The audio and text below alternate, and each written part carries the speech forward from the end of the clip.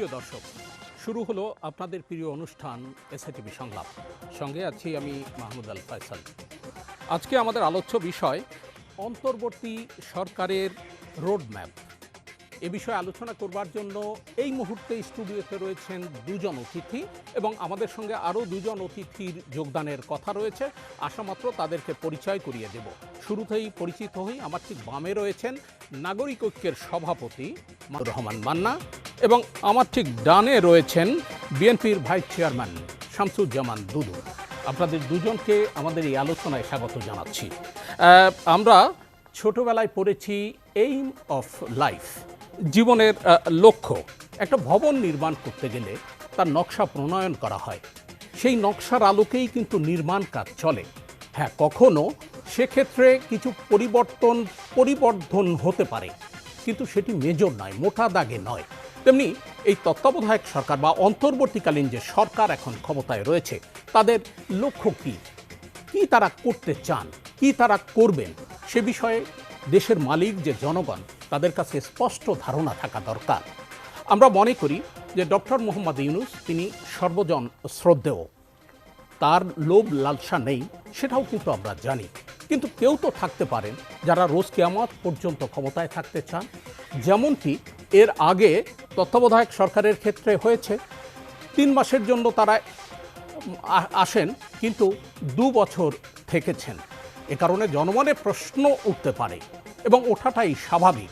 এনারা যারা এসছেন, এরই মধ্যে 20 দিন অতিক্রম করেছে, কতদিন তারা থাকবেন, কি তারা করতে চান, সে বিষয় নিয়েই আলোচনা করব। আমাদের দুই বিদগ্ধ জন যারা উপস্থিত রয়েছেন, আপনাদের অতি পরিচিত মুখ, তাদের দিয়েই আলোচনা শুরু করব। প্রথমে মাহমুদুর রহমান মান্না, আপনার কাছে জানতে চাই, 20 দিন হলো অন্তর্বর্তী সরকার এসেছে, ধীরে ধীরে তারা নানামুখী পদক্ষেপ নিয়েই অগ্রসর হচ্ছে। কি তাদের রোডম্যাপ, কি তাদের প্রায়োরিটি হওয়া উচিত, অগ্রাধিকার কি হওয়া উচিত? কোনো রোডম্যাপ তো তারা বলেননি। ডক্টর ইউনূস জাতির উদ্দেশ্যে একটা ভাষণ দিয়েছেন, আলাদা আলাদা করে কোথাও কোথাও কথা বলছেন, কিন্তু উনি যে জাতির উদ্দেশ্যে ভাষণ দিয়েছেন সেখানে খুব স্পষ্ট করে বলেছেন যে উনি অনেকগুলো সংস্কার করতে চান। বলেছেন কি কি সংস্কার। প্রশ্ন তো এমনি ছিল, বাজারেও ছিল। যেমন ধরেন বিএনপির পক্ষ থেকে সাধারণ সম্পাদক বলেছিলেন তার আগের দিন একটা রোড ম্যাপ দেওয়ার কথা। এছাড়াও এই সরকার আসবার পর থেকে একটা বিশাল জনসমাবেশ করেছিলেন তারা পার্টির সামনে, অফিসের সামনে। সেখানে বেগম জিয়া কথা বলেছিলেন অনলাইনে, তারেক রহমান কথা বলেছিলেন দূরে থেকে অনলাইনে, মির্জা ফখরুলও বক্তব্য রেখেছিলেন। তারা তখন অতি সত্বর নির্বাচনের দাবি করেছিলেন, বলেছিলেন 3 মাসের মধ্যে ভোট দিতে। এরপরে স্থায়ী কমিটির আরেক সদস্য বললেন, যিনি আবার বেনাদিন বিদেশে ছিলেন, তিনি বললেন না, 3 মাসকে বাড়িয়ে আমরা 6 মাস হয়তো করতে পারি। তার মানে বিষয়টা নিয়ে আলোচনা যথেষ্ট হয়েছে। যে বক্তব্য ফখরুল ইসলাম আলমগীর সাহেবের কোট করা হয়েছে, উনি রোডম্যাপের কথা বলেছেন, এটা একটা আলোচনা সভায় ছিল। ওই আলোচনা সভায় আমিও ছিলাম। উনি এটা বলেছেন যে আপনারা তো এলেন, কি করবেন, কতদিন লাগবে, এটার একটা রোডম্যাপ দরকার। ডক্টর ইউনূস এই সম্পর্কে কিছু বলেননি। উনি কথাটা এরকম করে বলেছেন, একটা বলেছেন যে আমরা যে ক্ষমতায় এসেছি সে তো ওই ছাত্র আন্দোলনের কারণে। তার মতে শিক্ষার্থীরাই হলো তার নিয়োগকর্তা। উনি বলেছেন আপনারা যেদিন বলবেন আমি চলে যাব। তারপরে আবার বলেছেন কবে নির্বাচন হবে বা কবে যাব সেটা রাজনৈতিক সিদ্ধান্ত। তার মানে ব্যাপারটা স্পষ্ট করে বলেননি। স্পষ্ট করে না বলবার কারণ কি? আমার এখনকার কথা হয়তো একটু লম্বা হয়ে যাবে। মানে সংলাপ নিয়ে সবাই একমত আছে। কেন এই পুরা আন্দোলনে এত যে রক্তক্ষয়ী সংঘর্ষ, আমি শুধুমাত্র ধরেন এই যে মাসখানেকের সংগ্রামের কথা বলছি না, জুলাই অভ্যুত্থান যেটা আমরা বলছি, 5ই আগস্ট যার পরিসমাপ্তি হলো, এই সংগ্রাম তো চলছে অলমোস্ট 15 বছর ধরেই। অনেকে জীবন দিয়েছে এর আগে, অত্যাচার, নির্যাতন, কারাভোগ অনেক হয়েছে। সব কিছুর মধ্যে দিয়ে একটা বিষয় প্রস্ফুটিত ছিল, তা হচ্ছে যে এই রকম শাসন চলতে পারে না, এই রকম আইনের নামে অন্যায় চলতে পারে না। সংবিধানের বিধানকে লঙ্ঘন করে অথবা ব্যবহার করে যেভাবে স্বেচ্ছাচার করা হচ্ছে, সমস্ত কিছুর পরিবর্তন চাই। শিক্ষার্থীরা বলেছিলেন নতুন বাংলাদেশ গড়তে হবে। এবং এই নতুন বাংলাদেশের জন্য রাষ্ট্রকে ওই যে একসময় শিশু কিশোরদের যে আন্দোলন ছিল, আমি স্কুল শিক্ষার্থীদের কথা বলছি, তারা রাষ্ট্র বদলাতে চায়, রাষ্ট্র সংস্কার করতে চায়। মূলত রাষ্ট্র সংস্কার কথাটা আসলো ওই জায়গা থেকে যে সংস্কার করা ছাড়া এই পরিবর্তন সম্ভব নয়। ট্রাফিক ম্যানেজমেন্ট নিয়ে তাদের যে আন্দোলনটা শুরু হয়েছিল, যে কোনো জায়গা থেকেই শুরু হোক, ধরেন আপনি যখন রাষ্ট্র সংস্কার বলেন, প্রধান উপদেষ্টা যখন সংস্কারের কথা বলেন, রাজনৈতিক দলগুলো যখন দেশ নিয়ে কথা বলতে গিয়ে সংস্কারের কথা বলেন, ওইটা কিন্তু একটা বিরাট ক্যানভাস, বিরাট, মানে ওর কোনো শেষ আছে বলে আমি মনে করি না। একটা রাষ্ট্র প্রতিনিয়ত উন্নতি করবার চেষ্টা করবে, তার মানে প্রতিনিয়ত তার সংস্কার চলবে। কোনো একটা জায়গায় গিয়ে আপনি এরকম বলতে পারবেন না যে আমার সংস্কার কাজ কমপ্লিট হয়ে গেছে, আর কোনো দরকার নেই রাষ্ট্রের সংস্কার করবার, অতএব এখন ভোট দেন বা যাই কিছু করেন। এটা তো কন্টিনিউয়াস একটা প্রসেস, কন্টিনিউয়াস প্রসেস, মানে এটা ন্যাচারাল এই প্রসেস। তারপরে কথাটা উঠছে কেন সরকারটা তো অন্তর্বর্তী সরকার, তার মানে টার্মটা অনির্দিষ্টকালের জন্য নয়। ওই সংস্কার করতে যদি 20 বছর লাগে, তোমরা কি 20 বছর ধরে ক্ষমতায় থাকবেন? অতএব তাদের একটা রোড ম্যাপ থাকা উচিত, তারা এই সংস্কার করতে চান এবং তারা মনে করেন এতদিনের মধ্যে এই সংস্কারটা করা সম্ভব হবে, তারপরে তারা ভোট দেবেন। ডক্টর ইউনূস এই ব্যাপারটা স্পষ্ট করে বলেননি, মানে তার বক্তব্যের মধ্যে আপনি একটা অস্পষ্টতার কথা বলতে পারেন, আবার বলতে পারেন যে খানিকটা শর্তের ব্যাপার আছে। যখন তিনি বলেন এটা রাজনৈতিক ব্যাপার, তার মানে রাজনীতিবিদদের থেকে সিদ্ধান্ত লাগবে, রাজনৈতিক দলগুলো থেকে বলবে, সমাজে যে সংগঠনগুলো আছে, অংশীজন যারা, তারা সবাই বলবেন যে আমরা এই রকম সংস্কার চাই। তো প্রাথমিকভাবে ধরেন আমি মনে করি কি, এই সরকারের টার্মস হওয়া দরকার যে নির্বাচন ব্যবস্থা একটা গণতান্ত্রিক ব্যবস্থার জন্য অপরিহার্য, ছাড়া পারা যায় না। সেই নির্বাচন ব্যবস্থাটাই ধ্বংস করে ফেলেছিল স্বৈরাচার। এটাকে আপনি একটা ট্র্যাকে আনবেন, কেউ বলে লেভেল প্লেইং ফিল্ড, কেউ বলছেন সবার কাছে গ্রহণযোগ্য, সুষ্ঠু, অবাধ, নিরপেক্ষ নির্বাচনের ব্যবস্থা করতে হবে। এর জন্যে যতখানি সংস্কার দরকার সেই টাইমটা আপনার দিতে হবে। যদি আমার আবার ভিন্ন কিছু কথা আছে, কারণ আমি মনে করি ধরেন আমার দল একটা কল্যাণ রাষ্ট্রে বিশ্বাস করে, আমি মনে করি বাংলাদেশ সরকারের পক্ষে বর্তমানে এটা খেয়াল করা উচিত। ধরুন আমার বাড়ি বগুড়া, আমি বগুড়াতে 11টা মানুষ মারা গেছে, আমি ভিজিট করতে গেছি তাদের কবর, একজন ছাত্র মারা গেছেন আর 10 জনই হচ্ছেন পরিশ্রমী মানুষ, মেহনতি মানুষ। একটা মানুষ আমি এরকমও পেয়েছি, মানে যখন যাচ্ছি চতুর্দিকে টয়লেট, সেটা পার হয়ে তার কবর। আমি জিজ্ঞেস করলাম এই অবস্থা কেন? বললো এই লোকটার 1 ছটাক মাটিও নেই, তো ও কোথায় দেবে? অতএব পাড়াপড়শিরা মিলে চাচ্ছে ওইখানে দেওয়া হোক। এইরকম লোক মারা গেছে, তাদের কথা ভাবা দরকার। মানে একেবারেই হত দরিদ্র বলা যায়। মানে কিভাবে বলবো, তাকে কবর দেওয়ার মতো মাটি ছিল না। পাড়ার লোকজন তারা মিলে একটা জায়গা করে দিয়েছে, নামটা আমি এই মুহূর্তে ভুলে গেছি। তো ওদের জন্য আপনি যদি করতে চান তাহলে আমাদের নিয়ে প্রস্তাব আছে। আমাদের কল্যাণ রাষ্ট্র বলি, তার মানে হচ্ছে ধরেন আমাদের দরিদ্র লোক কত সে তো পুরো হিসাব নাই, কিন্তু যদি আপনারা ভালো করে ডেটাবেস করেন, 6 কোটি লোককে মাসে 1000 টাকা করে দেন, বছরে 72,000 কোটি টাকা থাকবে। এই রকম সংস্কার কল্যাণমুখী, এটা উনি করতে পারেন, এটা কেউ প্রশ্ন করবে না। কিন্তু যদি এরকম হয় যে উনি একটা সংস্কার করতে গেছেন, যেমন ধরেন আছে 2 টার্মের বেশি কেউ প্রধানমন্ত্রী থাকতে পারবেন না, তারপর আছে প্রধানমন্ত্রীর ক্ষমতা আরও কাটল করতে হবে, কারণ এটা একটা মানে মনস্টারের মতো ক্ষমতা হয়ে গেছে। যদি বলে বাইক্যামেরাল লেজিসলেচার করতে হবে, যদি বলেন যে আপনাকে সংখ্যানুপাতিক ভোটের ব্যবস্থা করতে হবে, এগুলো কনস্টিটিউশনাল অ্যামেন্ডমেন্ট লাগবে। এইখানে আবার খেয়াল করে দেখেন, মির্জা ফখরুল ইসলাম আলমগীর মহাসচিব বিএনপি, উনি বলেছেন আপনারা কয়েকটা লোক মিলে একটা সংস্কার করে দিলেন, তাই কি হয়ে গেল? বরঞ্চ এটা কাজ হলো জনগণের প্রতিনিধিদের, আপনারা জনগণের প্রতিনিধি আসবার ব্যবস্থা করে দেন, সুগম করেন, তারা এসে এই কাজটা করবে। এটা কিন্তু শোনা যায় খুব ভালো, ইনফ্যাক্ট এটা যুক্তিযুক্ত কথা। কিন্তু আমি খেয়াল করেছি, এটা শামসুজ্জামান দুদু আছেন, উনিও বলবেন, যেদিন ওনারা তাদের অফিসের সামনে সভা করলেন, বিরাট সভা, 3 মাসের কথা বললেন, সেই দিন ফেসবুকে শুধু সমালোচনাই হয়েছে।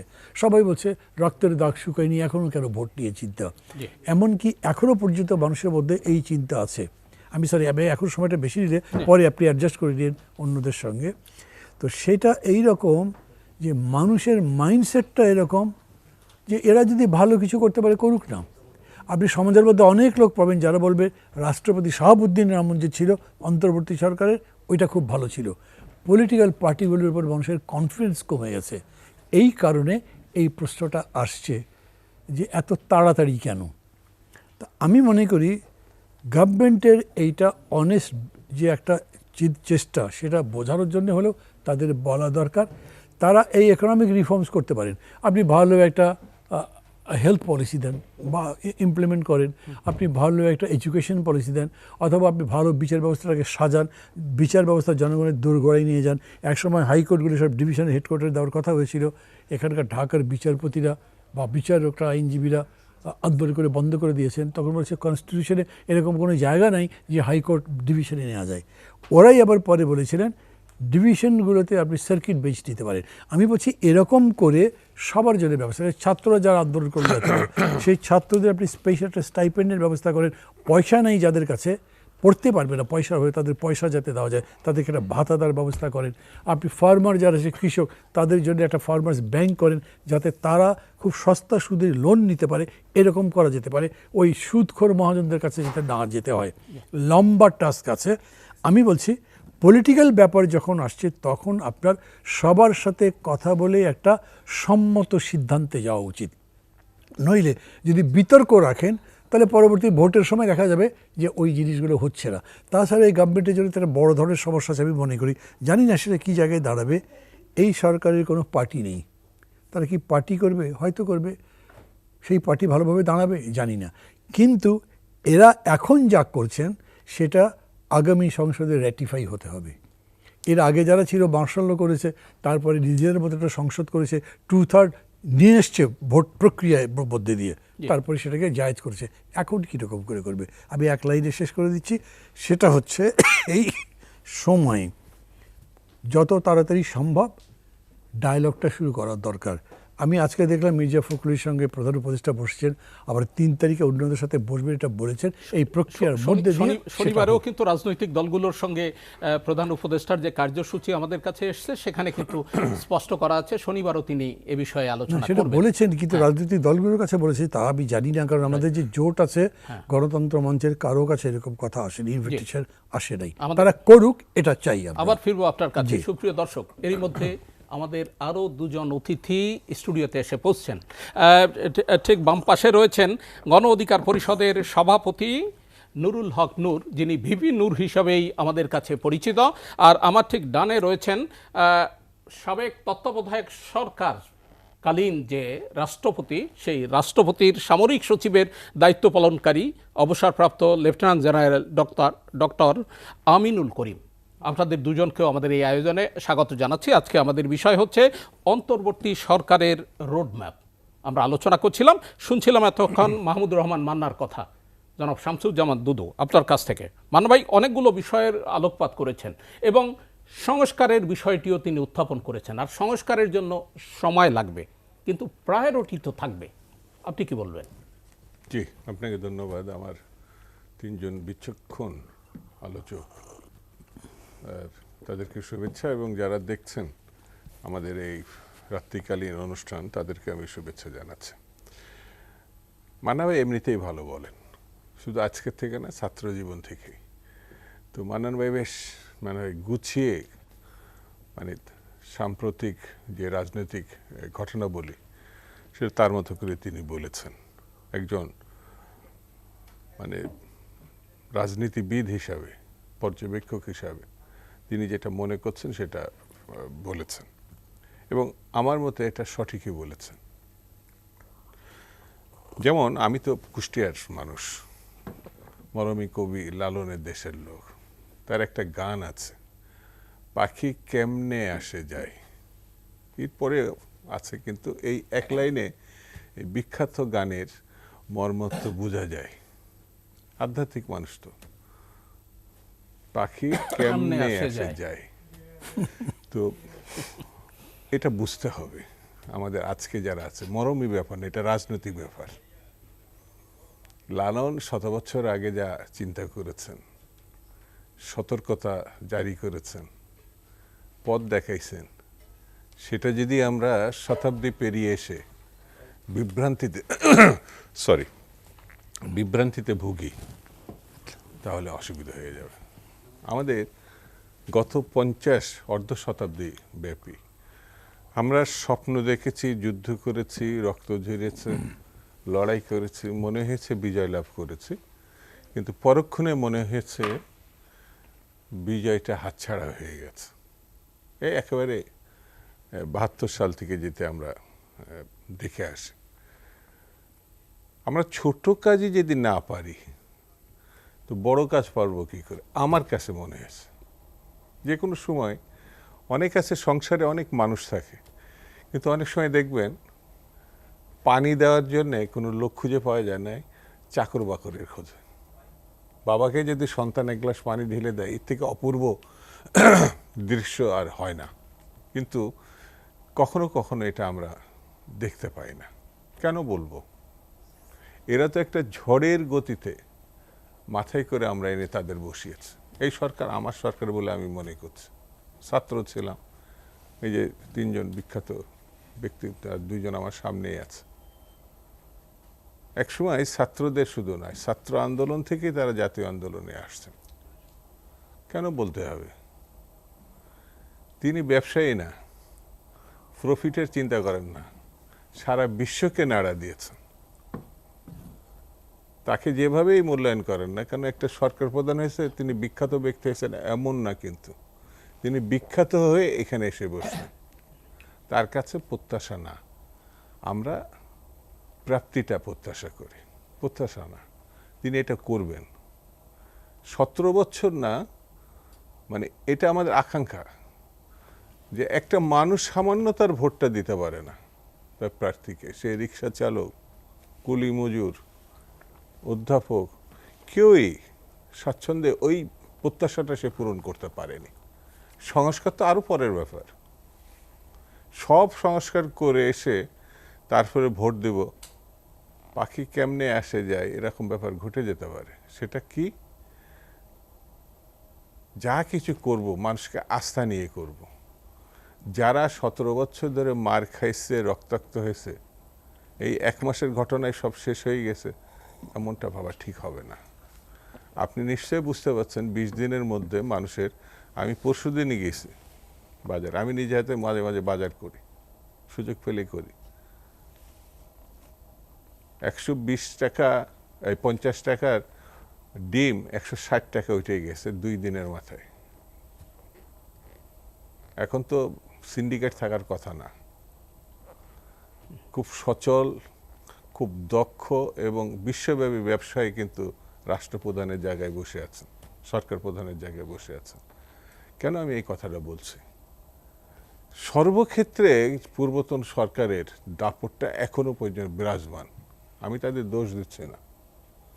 পুলিশে, প্রশাসনে, মানে সামরিক বেসামরিক আমলাতন্ত্রে, সামরিক বাহিনীতে, ব্যবসায়ী মহলে, আপনি দেখবেন 15 দিন আগে যে ব্যবসায়ীটা, অর্থাৎ এই 20 দিন আগের যে ব্যবসায়ীটা গণভবনে যে মানে আলেম সেজে বক্তৃতা করছে, বিখ্যাত ব্যবসায়ী, নাম নাই বললাম, সে আবার কিন্তু এখন ইনারই পাশে বসে রয়েছে, মানে সরকার প্রধানের সঙ্গে বসে আছে। যাই করি না কেন, প্রত্যাশা থাকার মধ্যে, আস্থা থাকার মধ্যে ঘটনায় থাকতে হবে। না হলে ওই পাখি কেমনে আসে যায়, পাখি কেমনে এসে যায়, এই সুযোগ আমি ব্যক্তিগতভাবে দেওয়ার পক্ষে না। কেন দেওয়ার পক্ষে না? যারা এখানে বসে আছেন স্বস্বক্ষেত্রে তারা খুবই সচেতন ব্যক্তি, বিজ্ঞ ব্যক্তি এবং নেতৃস্থানীয়। তাদের ব্যর্থ হওয়ার কোনো সুযোগ নেই, কারণ তারা ব্যর্থ হলে পরে একটা মহা সংকটে পড়ে যাবে জাতি। সেই জন্যে রাজনীতিবিদদের সহায়তা ছাড়া সামনে এগোনোটা কঠিন হবে। এই ছাত্র আন্দোলন দিয়ে সব কিছু শুরু হয়। এখানে আপনার যা কিছু হয়েছে এখানে সে 52 সাল থেকে সব কিছু ছাত্র আন্দোলনের মধ্যে এসে, পরবর্তী এই লোকগুলো এই জাতীয় রাজনীতি, শিক্ষা, সামরিক বাহিনী, ব্যবসা অথবা সাংবাদিক, এরাই কিন্তু আস্তে আস্তে সেখানে ছড়াই গেছে। এই যে 2 জন ভিপি, এখন ওই ভিপি শব্দ তাদের নামের সঙ্গে কিন্তু যুক্ত। আমি ছাত্র সংগঠনে ছিলাম, তো কেন ওখানকার যে লড়াইটা, এটা সারা বহন করে, এখন বহন করছে। তো আমি মনে করি পাখি কেমনে আসে যায়, এই এই সুরের সুযোগ দেয়া মধ্যেই যাবে। থাকা দরকার। জি, অসংখ্য ধন্যবাদ।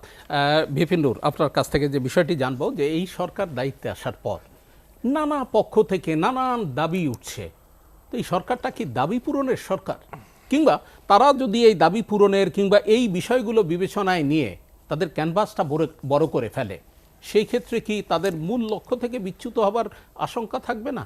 কি মনে করেন আপনি?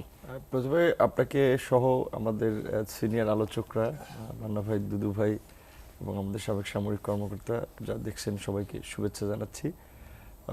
দাবি দেওয়ার কথা আপনি বলেছেন, আমার কাছে যেটা মনে হয়েছে যে সরকার তো দায়িত্ব নিয়েছে 15 দিন হয়েছে, 20 দিন, আচ্ছা 20 দিন হয়েছে, কিন্তু এখন পর্যন্ত তাদের সেটা পাবলিক হ্যান্ডেলিং বলেন, পলিটিক্যাল পার্টি হ্যান্ডেলিং বলেন, অ্যাডমিনিস্ট্রেশন হ্যান্ডেলিং বলেন, আমার কাছে কোনোটাই সঠিকভাবে মনে হচ্ছে না। আমরা কিন্তু আনকন্ডিশনাল সরকারকে সাপোর্ট সমর্থন করি দিয়েছেন, এবং হ্যাঁ। করব। হ্যাঁ। এই সঠিকভাবে হচ্ছে না, তারপরে সরকারের পক্ষে কিন্তু আমরা ওকালতি করে যাচ্ছি। এই যে যারা দাবি দেওয়া নিয়ে আসছে, একাধিক বক্তব্য বলছি যে আল্লাহর রাস্তায় একটা মাস সরকারকে স্টেবল হওয়ার জন্য সময় দেন, তারপরে দাবি দেওয়া নিয়ে আসেন। 16 বছরে পারেন নাই, এটা তো 16 দিনে হবে না। সরকার আমাদেরকে কিন্তু বলে নাই, আমরা গভর্নমেন্ট টেকানোর জন্য বলছি, আমরা গভর্নমেন্টকে স্টেবল করার জন্য। বিকজ দুদু ভাই যেটা বলছেন যে এই গভর্নমেন্টের যদি ফেইলিওর হয়, সেটা জাতির জন্য শেখ হাসিনা যা ডিজাস্টার হয়েছে তার চেয়ে আরও ডিজাস্টারাস হবে। কাজে এখন যেহেতু আমরা আনকন্ডিশনালভাবে গভর্নমেন্টকে সমর্থন দিয়েছি, ডক্টর ইউনূসের নাম যখন আসছে, একটা পার্সনও কেউ এটার বিরোধিতা করে। সো এটা আমাদের সরকার, সকলের ছাত্র জনতার সমর্থিত সরকার। তো কাজেই সেই সরকারের সফলতা ব্যর্থতা আমাদের উপরে দায় আসে। আমি যদি দেখি যে গভর্নমেন্ট ফরমেশনটা প্রথমে আপনার হলো 16 সদস্য, তারপরে 17, সেখান থেকে আবার 4 জন এক্সটেনশন হলো।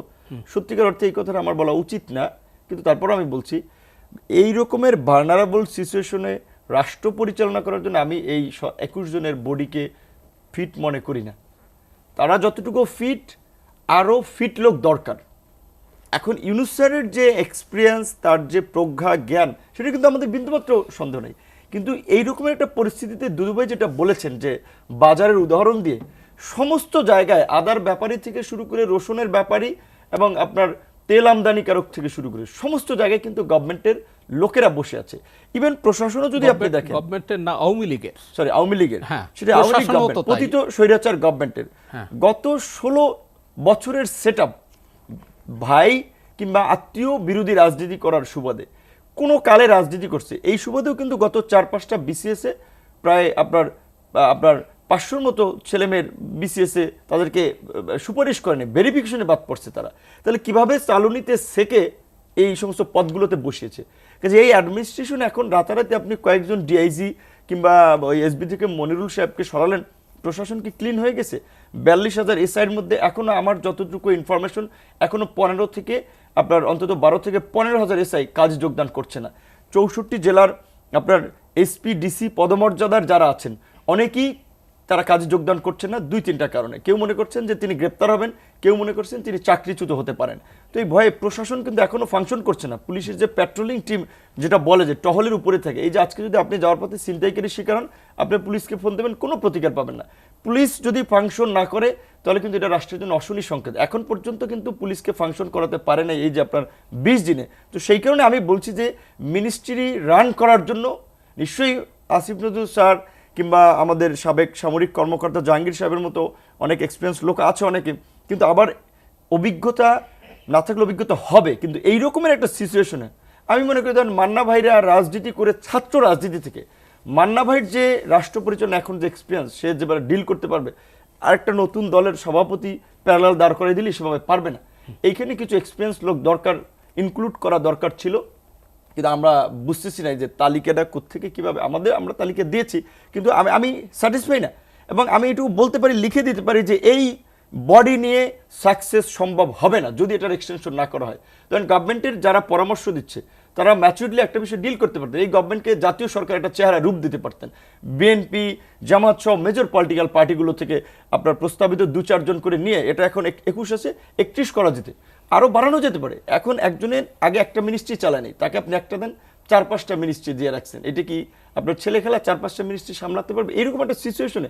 আবার আমাদের ছাত্র বন্ধুদের কথা বলেন, আমার শিষ্য বলেন, অনুসারী বলেন, আমরা হাত দিয়ে তৈরি করেছি।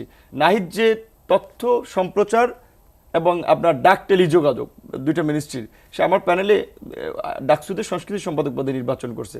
আসিফ আমাদের যে সংগঠন ছাত্র অধিকার, যুব ক্রীড়া ও শ্রম কল্যাণ, আপনার আমাদের ছাত্র সংগঠনের বিশ্ববিদ্যালয়ের সভাপতি ছিল। এখন আমি বলছি যে তাদেরকে দুইটা মিনিস্ট্রির দায়িত্ব দিলে তারা কতটুকু সামলাতে পারবে? রাষ্ট্র তো ইমোশন দিয়ে চালানো, উইজডম দিয়ে পরিচালনা করতে হবে। উইজডম আর ইমোশন মিলিয়ে ফেললে হবে না। সেক্ষেত্রে আমি বলছি যে গভর্নমেন্টের ফাংশনিংটা কিন্তু আমরা 20 দিনে যে চেহারাটা পাচ্ছি সেটা খুব ভালো আমাদেরকে মেসেজ দিচ্ছে না। যে জায়গা থেকে এখন অনেকের কনসার্নটা রেইজ হচ্ছে যে কোন দিকে যাচ্ছে, কি হবে। তো সেই জায়গা থেকে আমরা ভালো কিছুই চাই, ভালো কিছু হোক সেটা প্রত্যাশা করি। সেই জন্য মান্না ভাই আই থিঙ্ক শেষ আলোচনায় যেটা বলেছে, আমরা এই যে বিএনপির পরে মেজর পলিটিক্যাল পার্টি হিসেবে রাজপথে আমরা নেতৃত্ব দিতাম। 18 সালে এই আন্দোলনের বীজ আমরা বপন করেছিলাম। 18 সালে নির্বাচনের কোটা বিরোধী কোটা সংস্কার আন্দোলন, সেই আন্দোলনে নির্যাতিত নিপীড়িত 19 সালের ডাকসু নির্বাচন, গত 6 ইয়ার্স তো আমরা এই যে তারুণ্যের যে প্রতিবাদী চেতনা বা আপনার আলোকবর্তিকা, এটা আমরা জ্বালিয়েছি। সেখানে এই যে ধরেন এইখানে গভর্নমেন্ট ফর্ম হচ্ছে বা এখন যেইভাবে গভর্নমেন্ট চলছে, আমরা অনেক কিছু কিন্তু জানছি না। মান্না ভাই যেটা বললেন যে শনিবার আপনি বলছেন যে হবে, সংলাপ হবে, মান্না ভাই জানে না, আমরাও জানি না। আজকে মহাসচিব গিয়েছে, আমি জানি না বিএনপির পক্ষ থেকে অ্যাপয়েন্টমেন্ট চাওয়া হয়েছিল নাকি সরকারের পক্ষ থেকে তাদেরকে ডাকা হয়েছিল। বিকজ আমরা বারবারই বলছিলাম যে রাজনৈতিক দলগুলো, বিশেষ করে অপোজিশন পার্টি যারা গত 15 বছর সংগ্রাম করেছে, এই সরকারের ভ্যানগার্ড হবে তারা। পলিটিক্যাল সাপোর্ট ছাড়া গভর্নমেন্ট সার্ভাইভ করতে পারবে না। তাহলে অপোজিশন, আমারটা না, আমি অন্যদের কথা বলি, যেটা কোনো পলিটিক্যাল পার্টি আমি দেখি না খুব ভালো সাউন্ড তারা বলছে যে গভর্নমেন্ট তাদের সাথে খুব বা ডাকছে বা তাদের ওপিনিয়ন নিচ্ছে। এই যে রাজনৈতিক দলগুলোর সাথে যদি একটা দূরত্ব তৈরি হয়, তাহলে ওই যে দুদু ভাই যে গানের কথা উল্লেখ করেছেন যে পাখি কেমনে আসে যায়, তাহলে কিন্তু ওই ধরনের পরিস্থিতিতে আমরা পড়তে পারি। এখন এই আশঙ্কা থেকে যাচ্ছে। হ্যাঁ, এখন সেক্ষেত্রে প্রধান উপদেষ্টা তো আসলে সবকিছু নজরদারি করা একার পক্ষে সম্ভব না। তার আশপাশে যারা আছেন টিম ওয়ার্ক, আমরা বলছি টিম ইউনুস, তারা যদি এটা না রিয়েলাইজ করেন তাহলে কিন্তু আসলে খুব ভালো কিছু। আবার ফিরবো আপনার কাছে আমিনুল করিম, আপনাকে যে এই বিষয়টি, আমাদের জীবন চক্র আছে মানুষের, আমাদের শিশু মানে জন্ম হয়, জন্মর পর মৃত্যু পর্যন্ত, এই জীবন চক্রের নানা ধাপে কিন্তু আমরা নানান কাজ করে থাকি। তো অন্তর্বর্তীকালীন যে সরকার, তারও তো এরকম নানা ধাপে অগ্রসর হতে হবে। তার জন্য কি রোডম্যাপ প্রয়োজন না? জি, ধন্যবাদ। আমি এসএটিভিকে ধন্যবাদ জানাচ্ছি। আমি এর আগেও এখানে আমি টকশো করেছি এবং বিশেষভাবে ধন্যবাদ জানাচ্ছি এবং আমার কৃতজ্ঞতা জানাচ্ছি যে খুব নামকরা আমাদের দেশের সেরা পলিটিশিয়ানরা এখানে আছেন এবং তাদের মাঝে আমিও বোধহয় একটু outcast so to say. But anyway, আমি আপনার কথাতে নীতিগতভাবে আমি একমত। যে কোনো জিনিসেই আপনার রোডম্যাপ থাকতেই হবে। একটা নতুন একটা অর্গানাইজেশন করেন, একটা কোম্পানি খোলেন, আপনি যেটাই করেন, দেশ চালান, আপনার ওটা একটা ভিশন থাকতে হবে, ওটা একটা মিশন থাকতে হবে, আপনার অবজেক্টিভ থাকতে হবে, একটা টাইম লাইন থাকতে হবে। আমি এতদিনের মধ্যে এত কিছু করতে চাই এবং তারপরে এবং আলটিমেটলি আমাদেরকে গণতন্ত্রে ফিরে যেতে হবেই। আমি ওনাদের কথার সাথে সুর মিলে বলবো যে আমাদের আর কোনো অপশন নাই। এই গভর্নমেন্ট যদি ফেল করে, এই দেশটার কিন্তু ছারখার হয়ে যাবে। এটা সেনাবাহিনী কিন্তু এটাকে কন্ট্রোল করতে পারবে না। ওই পাখি কথা বাদ, আমাদের কিন্তু অনেক রকমের স্টেক হোল্ডার আছে এখানে। আমাদের ছাত্র জনতা আছে, পলিটিশিয়ানরা আছেন, অ্যাডভাইজারি কমিটি আছে, আমাদের আশেপাশে রাষ্ট্ররা আছে, আমাদের কি বলবো, এটা জিও পলিটিক্যালটা কিন্তু আমাদের খুব দুর্বল এখন স্টেটটা।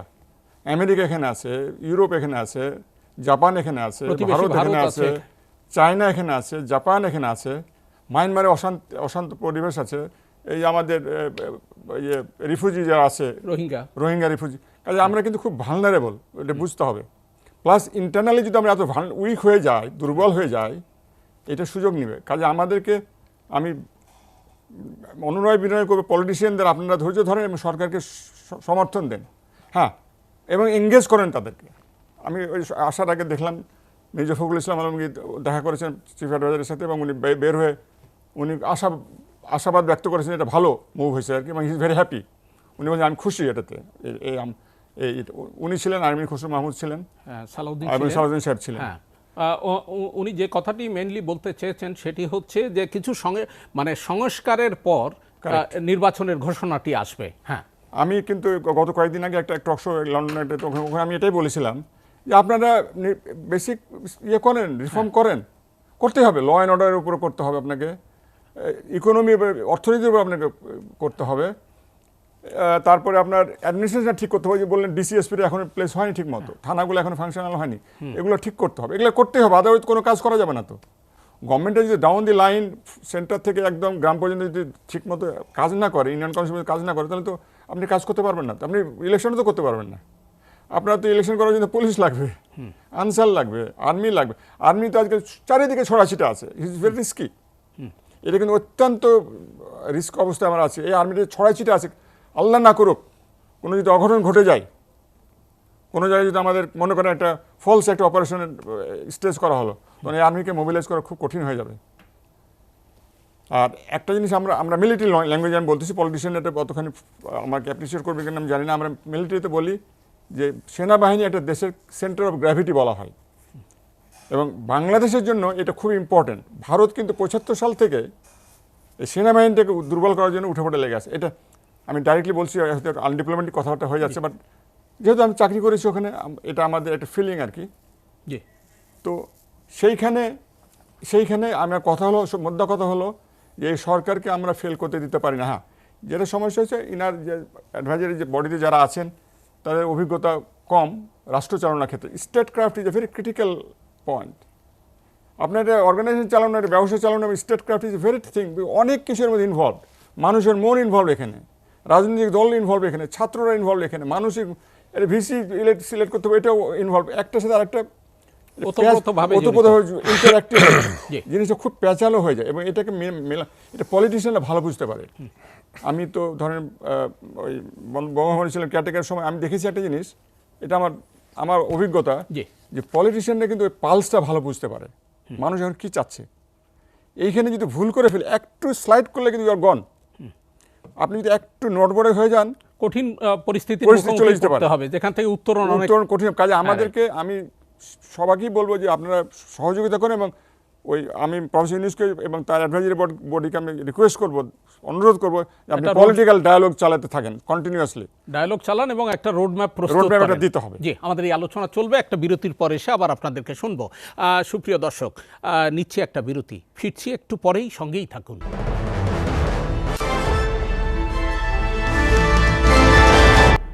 বিরতির পর ফিরে এলাম এসএটিভি সংলাপে, সঙ্গে থাকবার জন্য অসংখ্য ধন্যবাদ। দর্শক, আমরা অন্তর্বর্তী সরকারের রোডম্যাপ নিয়ে আলোচনা করছি। আবার ফিরব মাহমুদুর রহমান মান্না আপনার কাছে। এই যে সহযোগিতা এবং অব্যাহত ডায়ালগের যে বিষয়টি আসছে, আপনি কি মনে করেন? দুটোর মধ্যে সম্পর্কটা গভীর।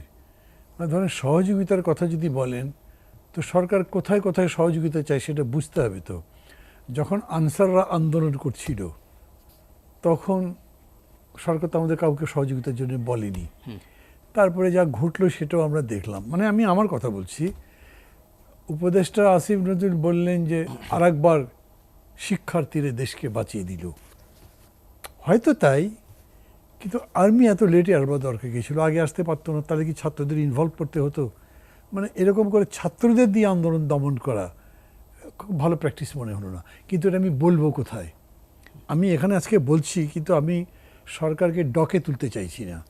সরকারের যে ভুল হতে পারে, সবারই তো ভুল হয়, সেই ভুলগুলো আমি ধরিয়ে দেবো, যে সে ধরিয়ে দেবার পদ্ধতি কী, জায়গাটা কী, তা তো জানি না। একবার কেবল প্রধান উপদেষ্টার সঙ্গে আমাদের বৈঠক হয়েছে, সেটা ওনারা ডেকেছিলেন 15ই আগস্টের ব্যাপারে একটা সাজেশন নিতে, এবং সেটা তো তাদের সময় খুব কম ছিল। আজকে আমি শুনেছি মির্জা ফখরুল ভাইকে যে ডেকেছেন উনি, বা আমি জানি না এরাই ইন্টারভিউ চেয়েছেন কি না, 3 জন মিলে গেছেন, অল টুগেদার বোধহয় 45 মিনিটস কথা বলেছেন। মানে হয় কি জানেন, আমাদের পলিটিশিয়ানদের সুবিধায় যে আমি দুদুকে ফোন করে বলতে পারি, দুদু একটু আসো না ভাই, কথা বলি, আচ্ছা চলো কোথাও লাঞ্চ করি, বা গল্প করলাম অনেকক্ষণ, এর মধ্যে খাজুরের আলাপও আছে, আবার ইম্পর্টেন্ট কথাও আছে। মানে আপনার সম্পর্কটা একটা বিষয়, সমস্ত কিছু ফর্মাল করে কিন্তু সলিউশন হয় না। মানে নিজের হৃদয়ের উত্তাপ দিয়েও অনেক কিছু কাছে নেওয়া যায়। সেরকম ধরেন গভীর একটা সংকটের সময়ও বন্ধু বন্ধুর কাছে হাত বাড়ায়, আত্মীয় আত্মীয়ের কাছে যায়, পলিটিশিয়ানরাও কিন্তু করে, দেশবাসীর কাছে যায় বা অন্য পার্টির কাছে যায়। এই সরকারের সঙ্গে এই 20 দিনে এরকম কোনো ডিসকোর্স হয়নি, কারোই না।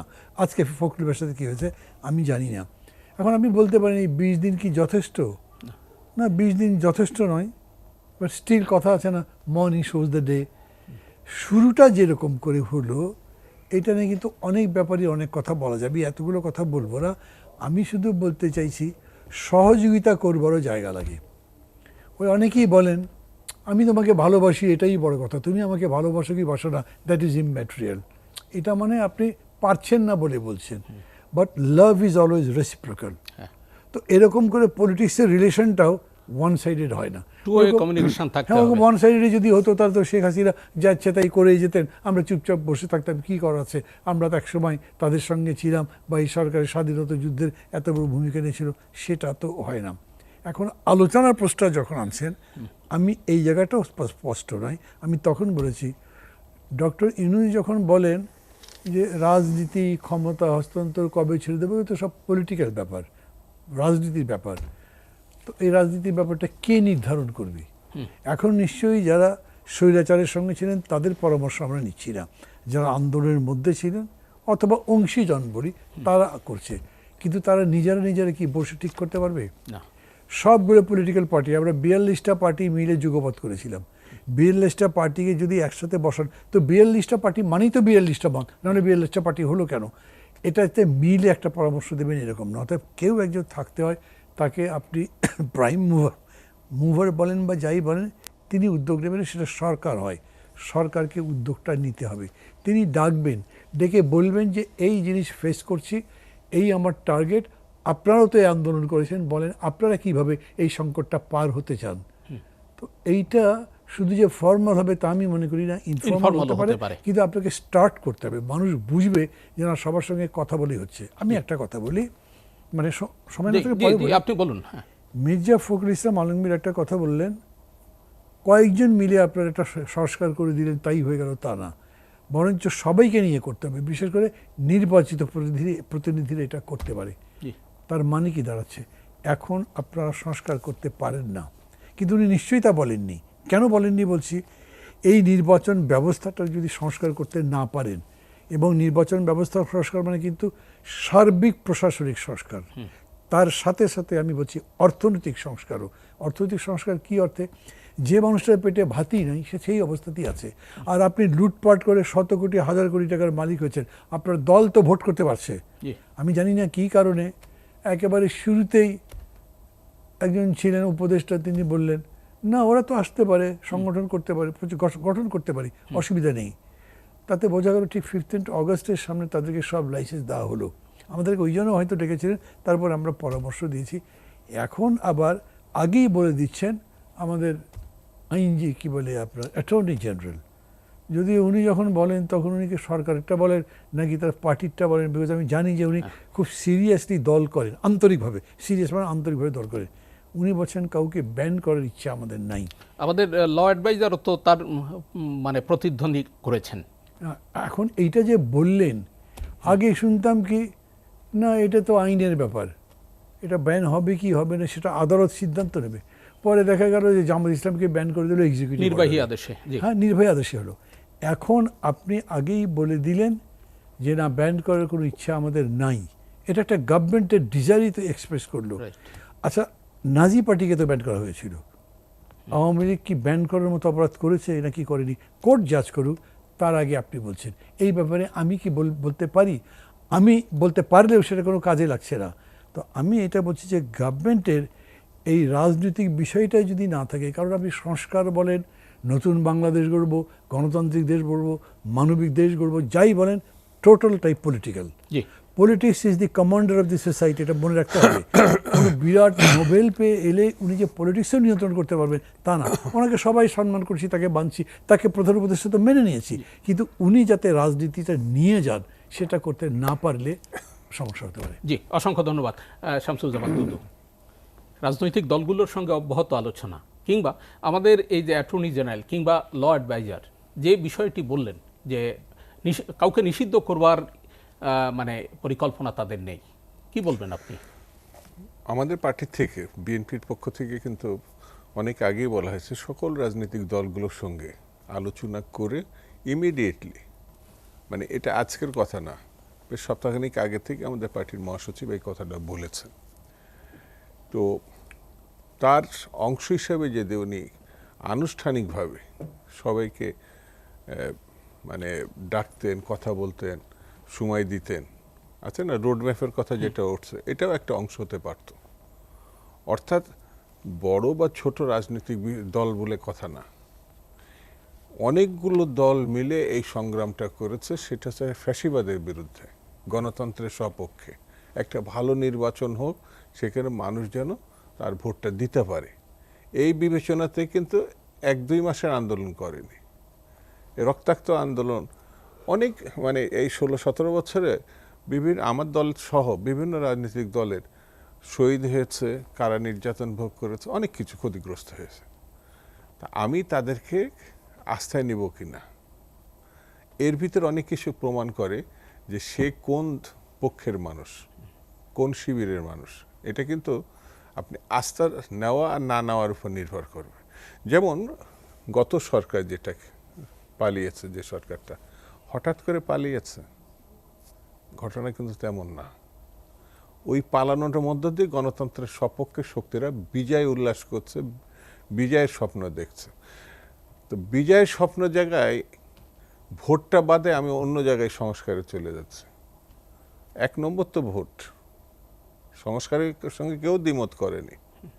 ওই যে মান্না ভাই একটু আগে বললেন যে সংস্কার করতে 20 বছর ধরে লাগে একটা কোনো প্রসঙ্গে, লাগতেই পারে। এটা তো একটা ধারাবাহিক অব্যাহত প্রসেস। একটা সরকারও সমস্ত সংস্কার করতে পারবে এমনও কোনো কথা নেই। মানে এই কেয়ারটেকের কথা বলছে না, এরপরে সরকারও যে সব পারবে এমন না, এটা সংস্কার করতে, সেটা নয়। প্রক্রিয়া। তো এই সরকারের মেয়াদকাল এটা সাংবিধানিকভাবে আছে। এটা যদি সাংবিধানিক সরকার হিসাবে অনেকে অস্বীকার করার একটা প্রবণতা দেখাচ্ছে, যেমন এই নির্বাচন কমিশন যেটা এখনো বসে আছে চেয়ারে, মানে এর যে অপরাধ, এর অপরাধ তো মাপা জোকা করা যাবে না। জি, এটা নিয়ে আপনাকে আলাদা প্রশ্ন করব। জি, আপনি না, আমি বলি, আমি সংস্কারের প্রশ্নে এই কথাটা বলছি, আপনি রোডম্যাপের কথাটা বললেন না। এই 4টা নির্বাচন কমিশন যদি জেলখানায় ঢুকতো, তাহলে বুঝতাম যে তারা একটা ভালো নির্বাচন চাই। এখনো কিন্তু তারা তাদের বহাল তবিয়তে গাড়ি, আছে এবং বাড়ি, অন্যান্য সুযোগ সুবিধা জনগণের ট্যাক্সের টাকায় তারা বেতন ভাতা সবকিছু সব নিচ্ছে। পাশে। এই যে নূর যে জিনিসটা বললো যে পুলিশের ক্ষেত্রে, প্রশাসনের ক্ষেত্রে যে সেট আপটা 1-2 জনকে দে 24,000 ওই যে কর্মকর্তা যারা আছে পুলিশের, তার একটাও টাচ করতে পারে নাই। আমার প্রশ্নটা হচ্ছে যে সংস্কারের প্রশ্ন, এই একটা সিঁড়ি পার হয়ে যাওয়ার, তো মানে একটা ভালো নির্বাচন করবে এইটাই আগে দেখি না। এখানে আমাদের সামরিক কর্মকর্তাও বলেছেন যে পলিটিশিয়ানরাই মানে মানুষের পালসটা বোঝে। উনি কিন্তু বলেই নিচ্ছেন যে পলিটিশিয়ান। তো স্বাভাবিক কারণে ওনারা যে চেয়ারটায় বসছেন, সব থেকে রাজনীতির বড় চেয়ারটায় এখন তারা বসছেন, মানে রাষ্ট্র পরিচালনা করবে।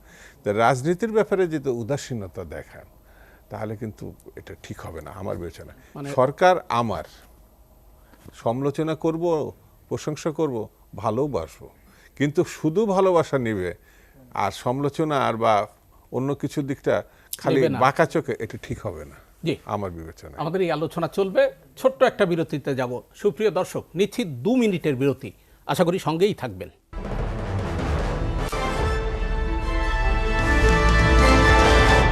আবারও আপনাদের স্বাগত জানাচ্ছি। ফিরে এলাম বিরতির পর এসএটিভি সংলাপে।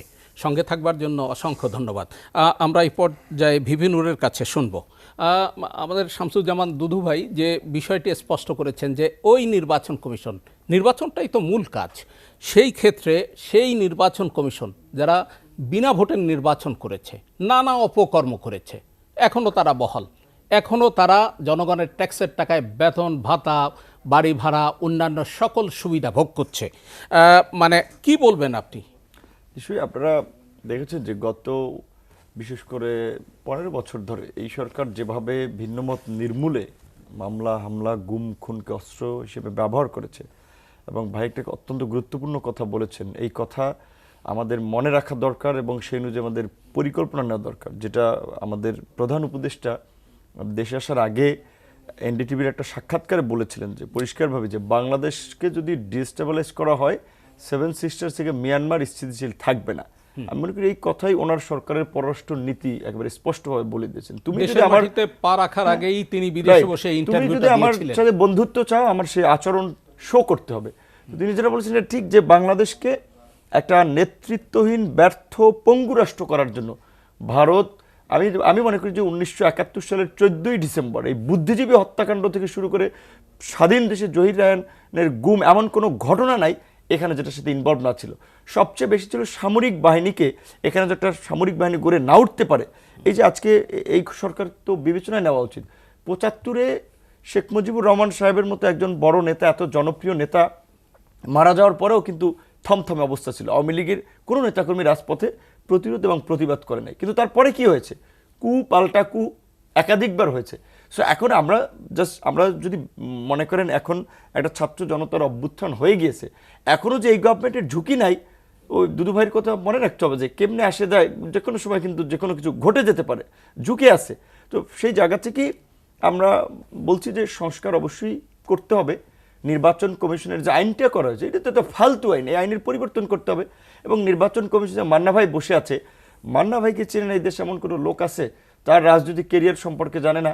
আমরা গত এই 6 ইয়ার্সে এই রাজনৈতিক বন্ধাকালীন সময়, বন্ধা এই কারণে বলছি যে বিরোধী দল আজকে দুদু ভাইয়ের মতো লোকেরা, মুক্তিযোদ্ধা অপমানিত, লাঞ্ছিত, বাড়িতে যেতে পারে না, ঘরে যেতে পারে না, ছাত্রলীগের হামলা, পুলিশের হামলা, তার মধ্যে থেকে আমরা ছাত্র হিসেবে ক্যাম্পাসগুলো থেকে কিছুটা আওয়াজ তুলেছিলাম। গত 5 বছরে ডাকসু নির্বাচনের পরপর আমরা একটা পলিটিক্যাল পার্টি গঠন করলাম।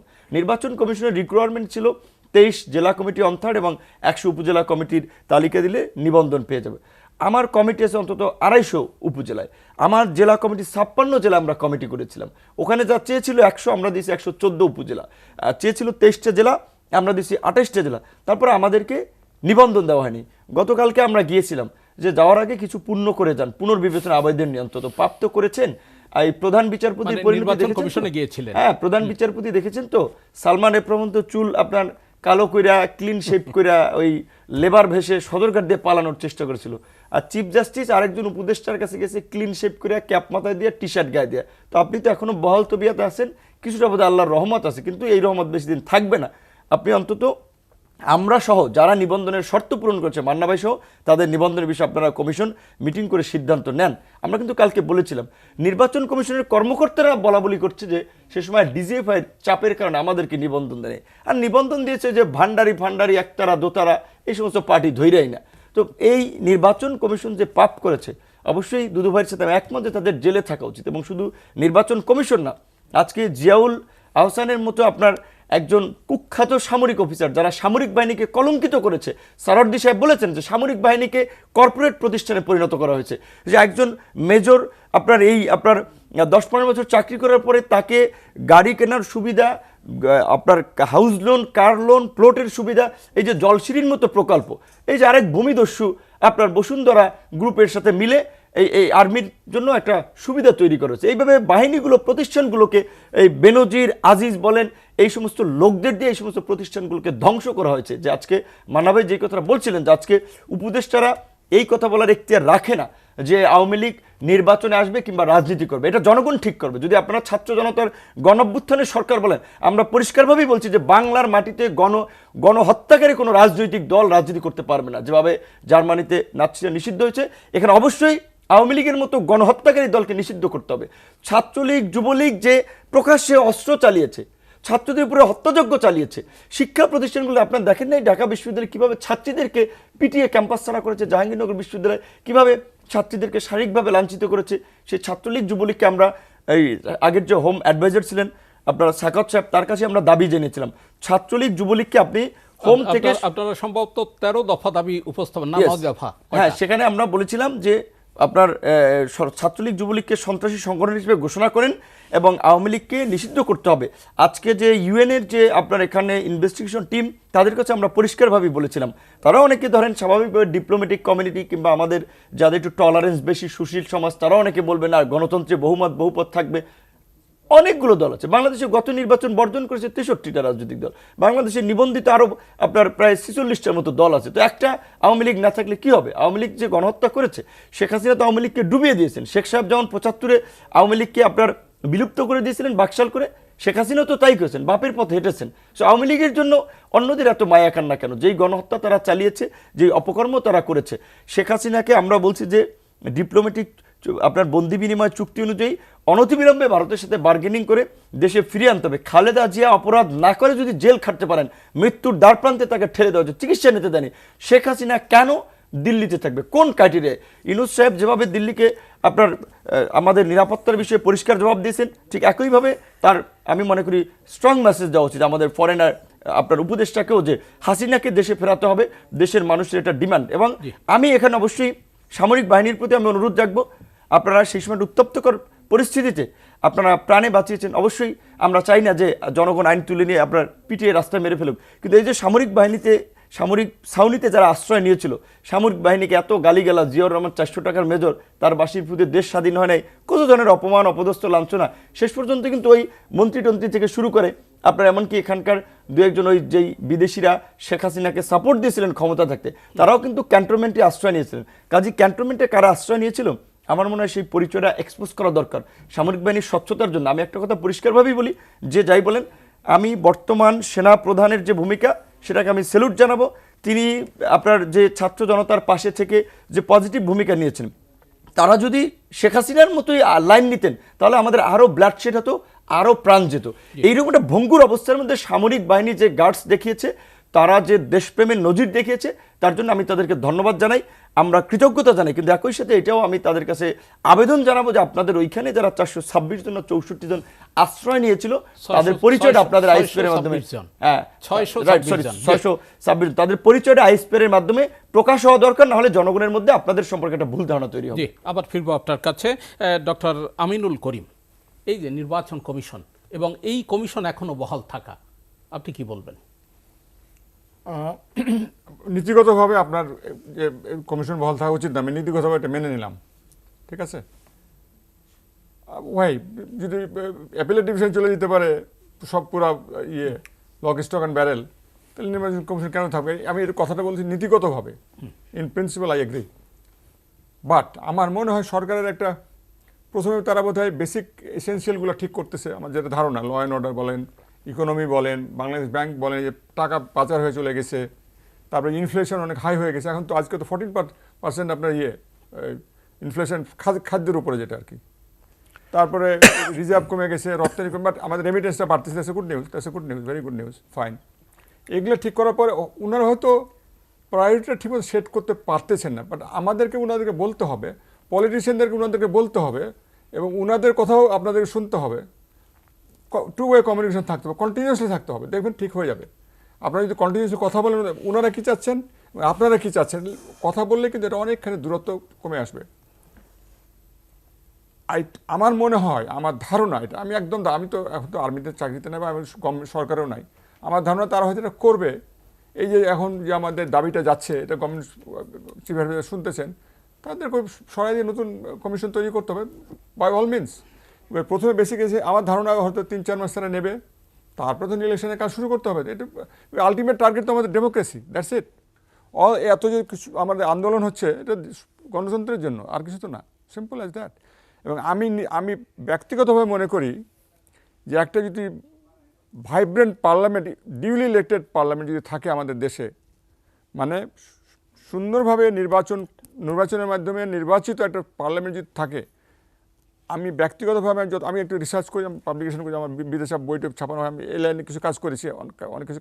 আমার ধারণা একটা ভালো পার্লামেন্ট যদি থাকে, যেখানে যোগ্য লোক থাকবে, সৎ লোক থাকবে, কমিটেড লোক থাকবে, ভালো পলিটিশিয়ান থাকবে, দেখবেন 80% প্রবলেম অটোমেটিকই সলভ হয়ে যাবে। এই যে আওয়ামী লীগের আমলে 3টা পার্লামেন্ট কাজ করে নাই, 14 সালে পার্লামেন্ট, 18 সালে পার্লামেন্ট, 24 সালে পার্লামেন্ট, তারা কিন্তু ফিডব্যাকটা পায়নি।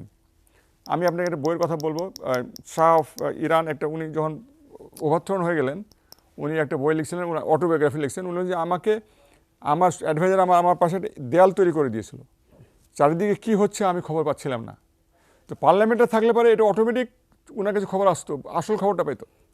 কিন্তু এই দরবেশ বাবাজির মতো লোকজন ওনার চারপাশে ছিলেন, ওনাকে ভুল বুঝাইছে দিয়ে জিনিসটা পুরো একটা মেসাকার হয়ে গেছে। এটা তো একদিনের সমস্যা না, তো এটা 8 সাল থেকে এটা শুরু হয়েছে। 8 সালে ইলেকশন নিয়ে তো আমার সন্দেহ আছে, ব্যক্তিগতভাবে আমার সন্দেহ আছে। যাই হোক, এটা এখানে সম্পর্কিত না। কাজে আমি এগ্রি করি এটা চেঞ্জ করা উচিত, বাট ওনারা হয়তো প্রায়োরিটি সেট করতে ভুল করতেছেন। আমাদেরকে পলিটিশিয়ান ওনাদেরকে বলতে হবে আপনারা এটাকে ইয়ে করেন। সুপ্রিম কোর্ট যদি আপনি চেঞ্জ করতে পারেন তো why not election commission, it's very very normal. জি, অসংখ্য ধন্যবাদ। আমাদের এই আলোচনা চলবে, আমরা শেষ বিরতিতে যাব। সুপ্রিয় দর্শক, নিচ্ছি 80 সেকেন্ডের বিরতি, আশা করি আমাদের সঙ্গেই থাকবেন।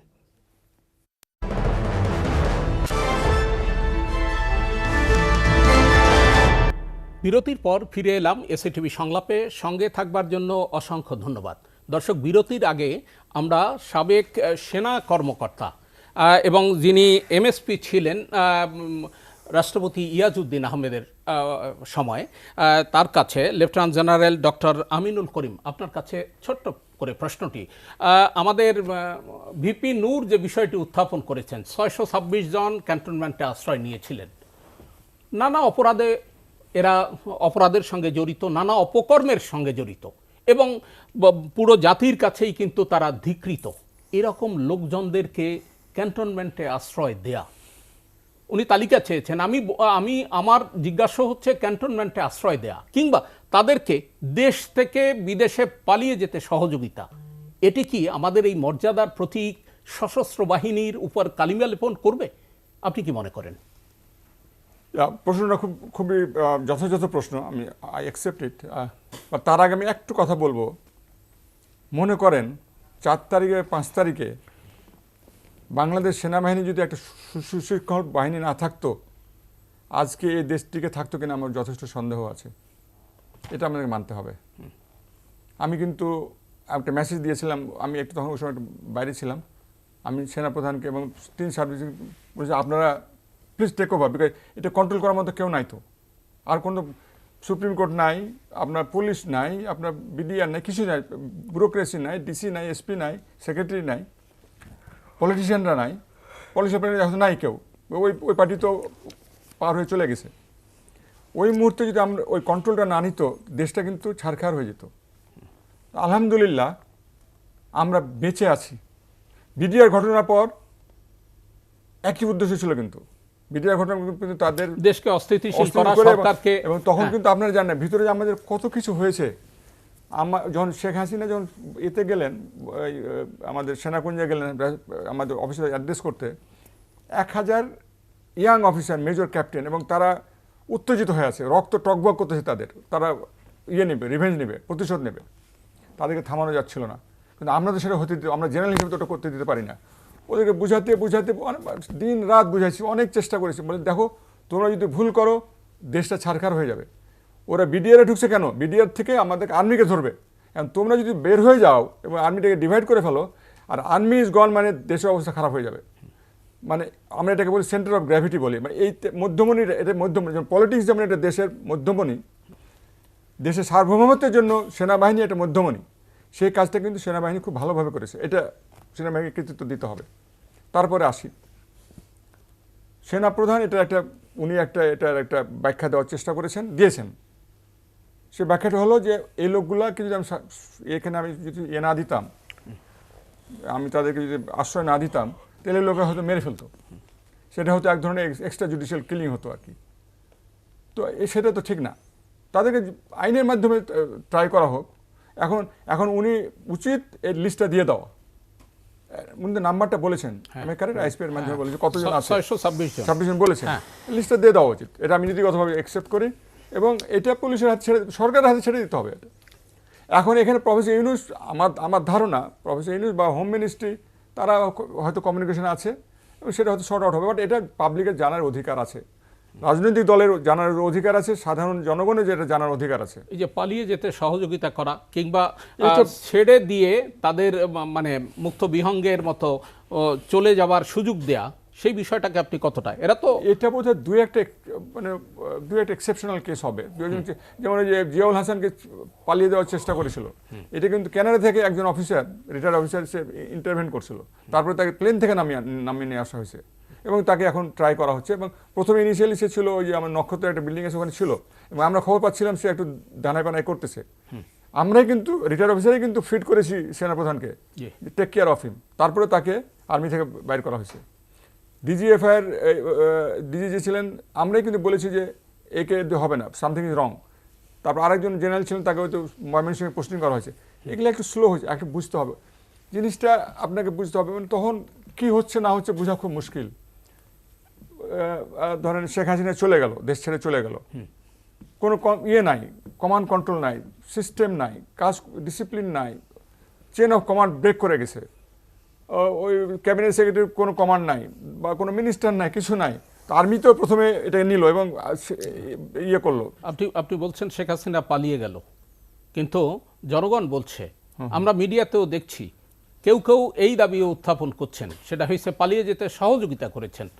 তাদের বিষয়টি আপনি কিভাবে মূল্যায়ন করবেন? হ্যাঁ, এটা একটা খুব আরেকটা যথাযথ প্রশ্ন আপনি করেছেন। একটা কথা হলো, সেখানে যদি দেশে থাকতো তার নিরাপত্তা নিশ্চিত করা যেত না। আমি অ্যাজ এ মিলিটারি জেনারেল তার নিরাপত্তা নিশ্চিত আমরা করতে পারতাম না। ওটা খারাপ হতো না আরো। আমি পালিয়ে যেতে সাহায্য করেছি আমি জানি না, ভিতরের ঘটনা আমি জানি না, ফ্র্যাঙ্কলি স্পিকিং আমি জানি না, কিছুই জানি না।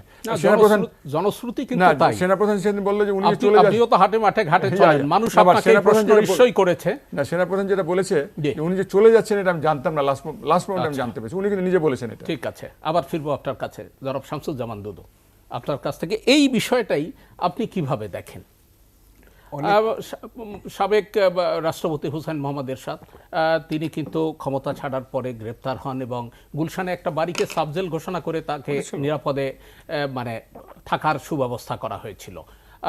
বেগম জিয়া সেটা উনি তো সেটা হয়েছে একটা ইসের ফান্ডের টাকা, ওইটা একটা অ্যাকাউন্টে পরিবর্তন, টাকার কোনো ব্যত্যয় ঘটে নাই, অ্যাকাউন্টে পরিবর্তনের জন্য তাকে জেল খাটতে হয়েছে।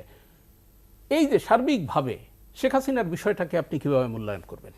আমি কনফিউজড। জেনারেল সাহেব বললেন, আমাদের নূর সেও স্পষ্ট করেই বললেন, কনফিউজড এই জন্যে, বঙ্গবন্ধু কন্যা তো পালাতে পারে না, এটা তিনিও বলেছেন।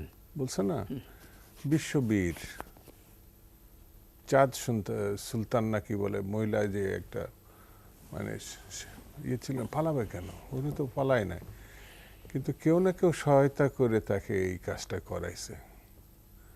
তো একজন বিশ্ববীরকে এরকম চোরের মতো পালানোর ব্যবস্থা করে, উনি তো শেখ হাসিনাকেও ছোট করে ফেলছে।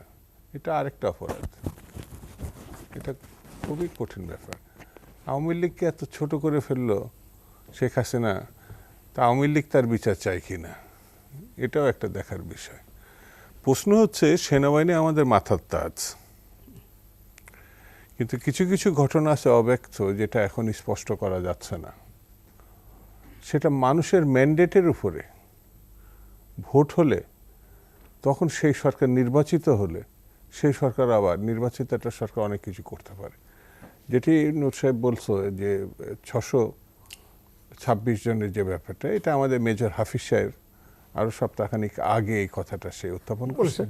হ্যাঁ, উনি বলেছেন যে এটা জাতির জানার অধিকার আছে।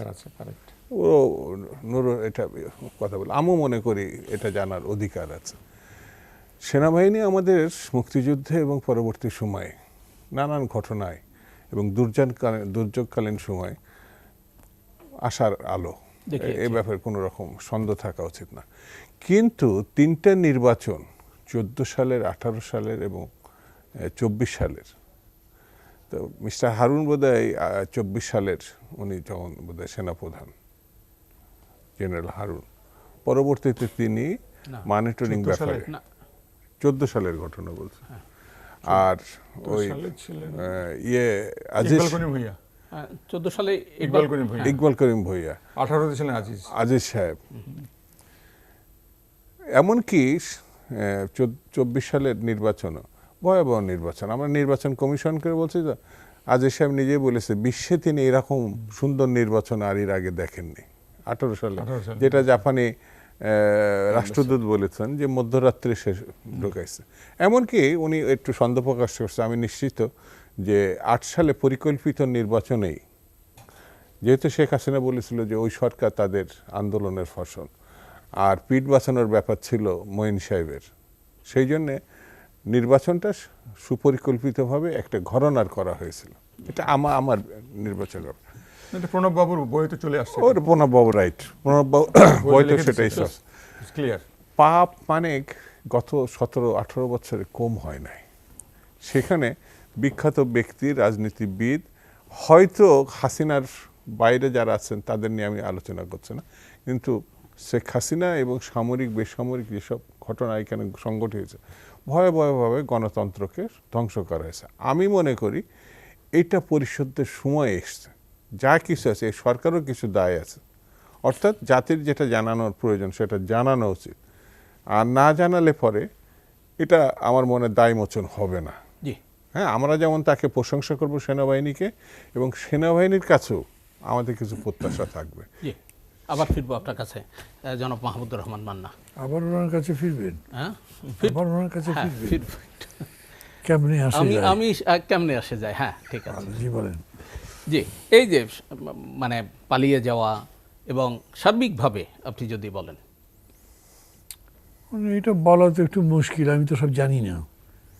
কীরকম ধরেন, আমার কাছে একসময় মনে হয়েছে, এখনও হয়, বিশেষ করে জেনারেল ওয়াকার খুবই একটা ইন্টেলিজেন্ট ভূমিকা পালন করেছেন। মানে আমরা তো পুরা দেশবাসী 4 তারিখে বুঝিয়ে নিই যে আগামীকালকে পতন হচ্ছে।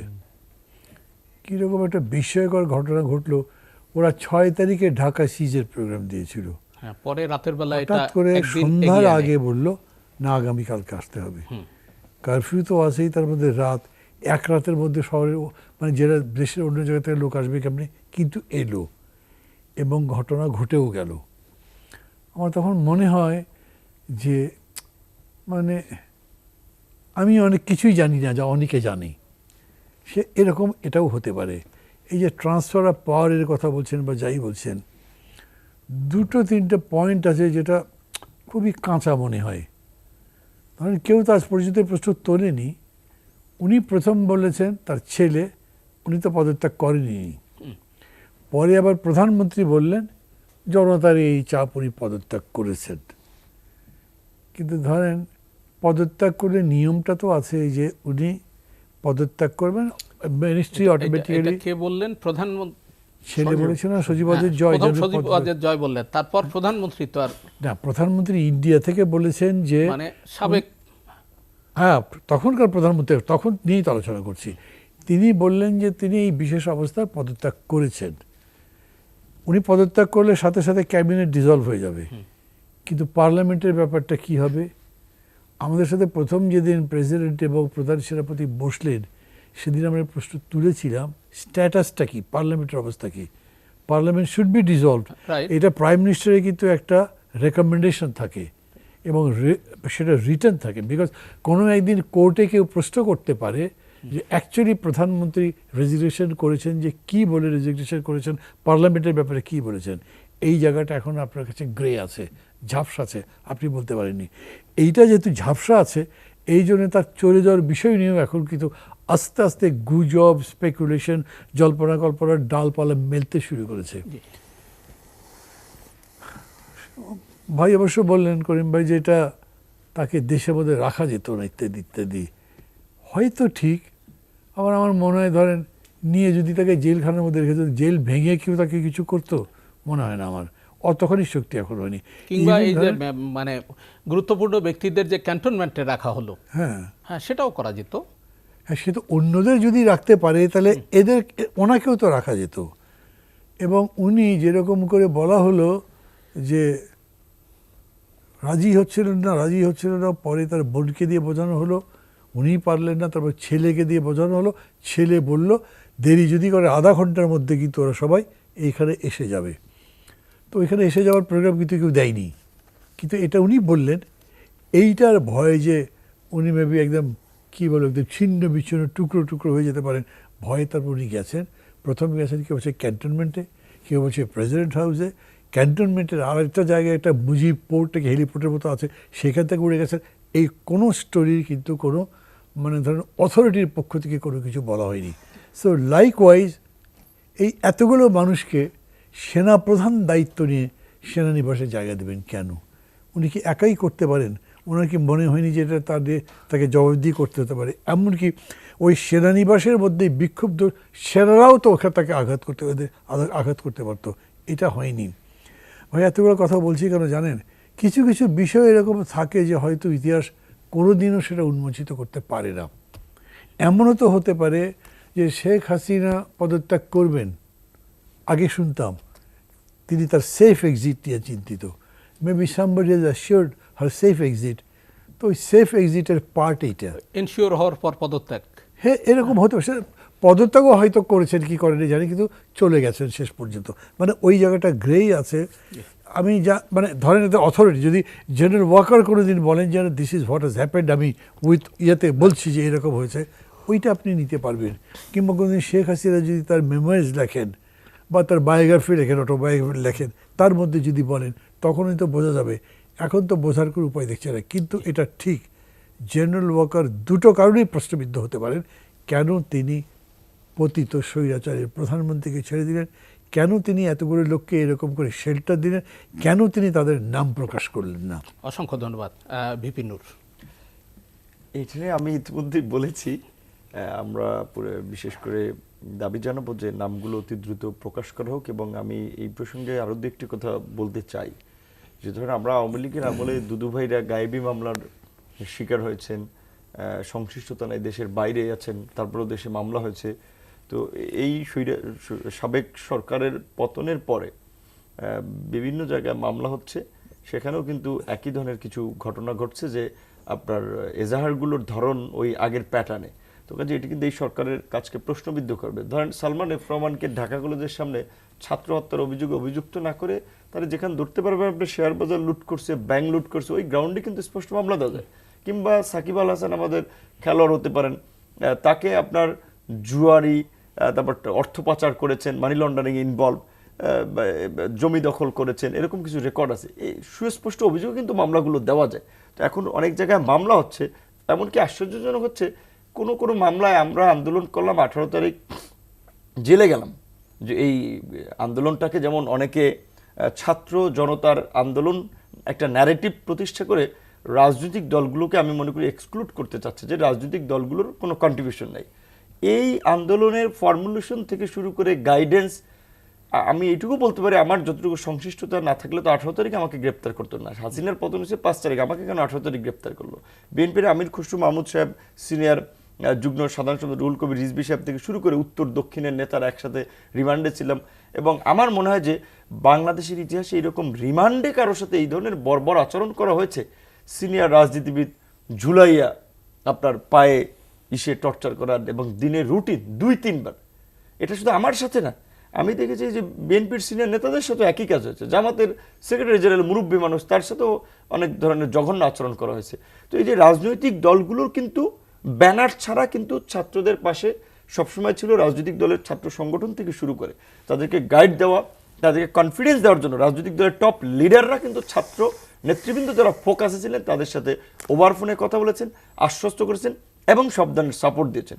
তো কাজে এই কারণে আমি এই জন্য বলছি যে আমাদের প্রধান উপদেষ্টা মহোদয়ের ভাষণে কিন্তু দুটো কথা যেটা ছিল, যে আমাদের নিয়োগকর্তা ছাত্ররা, আমাদের সমর্থনকারী জনতা, ছাত্র জনতা, সেখানে ছাত্র জনতা এটা একটা জেনারেল টার্ম এস্টাবলিশ করে, কিন্তু আবার রাজনৈতিক দলগুলোকে আমি মনে করি একটা এক্সক্লুড করার বা তাদের কন্ট্রিবিউশনটাকে আড়াল করার একটা প্রচেষ্টা হচ্ছে। সেই জায়গা থেকে আমি বলবো যে নো, এইখানে রাজনৈতিক দলগুলোর এই যে হঠাৎ করে তো একটা বিপ্লব ঘটে নাই, গত 15 বছরের যে ধারাবাহিক অত্যাচার, নির্যাতন, গুম, খুন, অনেকগুলো ইনহিউম্যান ঘটনা মানুষকে টাচ করেছে, যার একটা বিস্ফোরণ ছিল এইটা। তো কাজেই সেইখানে এই যে রাজনৈতিক দলগুলোর কন্ট্রিবিউশন, সেটাকে মূল্যায়ন করতে হবে, রাজনৈতিক দলগুলোর মতামত নিয়ে, এবং বিরোধী বিশেষ করে দলের নেতৃবৃন্দকে সেই যথাযোগ্য মূল্যায়নটা করতে হবে। আমি এই কথাটা বললাম এই কারণে, যেখানে আমরা আন্দোলন করে জেলে গেলাম, আমার ছোট ভাই কোর্টে খোঁজ নিতে গেছে, তাকেও ভিতরে ঢুকাইছে। সেইখানে আমাদের দলের আইন সম্পাদক ঢাকা উত্তরের, যদিও মামলাটা করেছে এক বিএনপি নেতা, তার মামলার আসামি করে দিয়েছে। যদিও আমি সেটা বিএনপির দায়িত্বশীল পর্যায়ে জানিয়েছি যে এই ধরনের লোকাল কনফ্লিক্ট, লোকাল বিভিন্ন গ্রুপিংয়ের কারণে এরকম বিভিন্ন ধরনের লোক সংশ্লিষ্ট না, তাদেরকে ঢুকানো হচ্ছে। তো এটা এই জন্য আমি অ্যালার্ট করবো, এই কারণে পুলিশের এখন যারা মামলাগুলো নিচ্ছে তাদেরকেও যেমন এটা খেয়াল রাখতে হবে, মামলাগুলো যারা দায়ের করছেন তাদেরকেও খেয়াল রাখতে হবে। এবং আমাদের জন্য উদ্বেগের বিষয়টা হচ্ছে, এখন পর্যন্ত আওয়ামী লীগের গত 3 টার্মে যারা এই বিনা ভোটে এমপি ছিলেন তাদের বিরুদ্ধে সুস্পষ্টভাবে মামলা হয়নি। যারা আমলা লুটপাট করেছেন, টাকা পাচার করেছেন, তাদের বিরুদ্ধে সুনির্দিষ্ট অভিযোগে মামলা হচ্ছে না। কিংবা যে সমস্ত অফিসাররা এই যে প্রশাসনিক যে দুর্বৃত্তায়ন ঘটিয়েছেন, এখনও দেন ডিবি হারুনের মতো লোককে কিন্তু অ্যারেস্ট করা হয়নি। এখনও এরকম আরও অফিসাররা আছে, সেটা মিলিটারি অবশ্যই যে ভূমিকা নিয়েছে তার জন্য আমরা সবাই প্রশংসা করি, তাদের প্রতি সম্মান জানাই। কিন্তু একইভাবে জিয়াউল হকের মতো যে যারা আপনার কালপ্রিট ছিলেন তাদেরকেও কিন্তু গ্রেপ্তার করা দরকার, সেগুলো কিন্তু হচ্ছে না। এইগুলো যদি না হয় তাহলে কিন্তু আবহাওয়াটা খুব খারাপের দিকে যাচ্ছে। কাজেই এই রাজনৈতিক দল সরকারকে এইখানে নজর দিতে হবে, আমার এখানেই পয়েন্ট। জি, অসংখ্য ধন্যবাদ ডক্টর আমিনুল করিম। আমরা আলোচনার একেবারে শেষ পর্যায়ে, আপনি যদি আপনার বক্তব্যের একটু সাম আপ করেন, মোটা দাগে যে কথাগুলো আপনি বলতে চান। মোটা দাগে আমি যেটা বলতে চাই সেটা হলো, আমাদের লক্ষ্য হবে একটা ভালো পার্লামেন্ট তৈরি করা, লং টার্ম, মানে উইদিন দিস স্পেকট্রাম। ওটা লক্ষ্য আর কি, স্ফীত লক্ষ্য আমাদের ওটা করতে গেলে কি করতে হবে? প্রথমে আমাদের law and order situation clear করতে হবে, অ্যাডমিনিস্ট্রেশন ঠিক করতে হবে, পুলিশ ঠিক করতে হবে, আনসার ঠিক করতে হবে, ব্যুরোক্রেসি ঠিক করতে হবে, ডিসিএসপি ঠিক করতে হবে, তারপরে অর্থনীতি ঠিক করতে হবে, সিস্টেমগুলো ডেভেলপ করতে হবে, স্কুল কলেজ খুলে দিতে হবে। ঢাকা ইউনিভার্সিটির ভিসি নতুন একজন আসলে, খুব ভালো একজন ভাইস চ্যান্সেলর আসছে, আমি খুবই খুশি যে উনি একজন বড় একটা স্কলার, আলহামদুলিল্লাহ। অন্যান্য ভিসিগুলোকে অ্যাপয়েন্টমেন্ট দেওয়া হচ্ছে। এটা করার পরে ওনাদের কিছু আইন কানুন ওনারা করতেছেন। তো এই যে সিকিউরিটি অ্যাক্ট যেটা ছিল ফর দি বঙ্গবন্ধু ফ্যামিলির জন্য, এটা তো রিপিল করে দিয়েছে, বানচাল করেছে।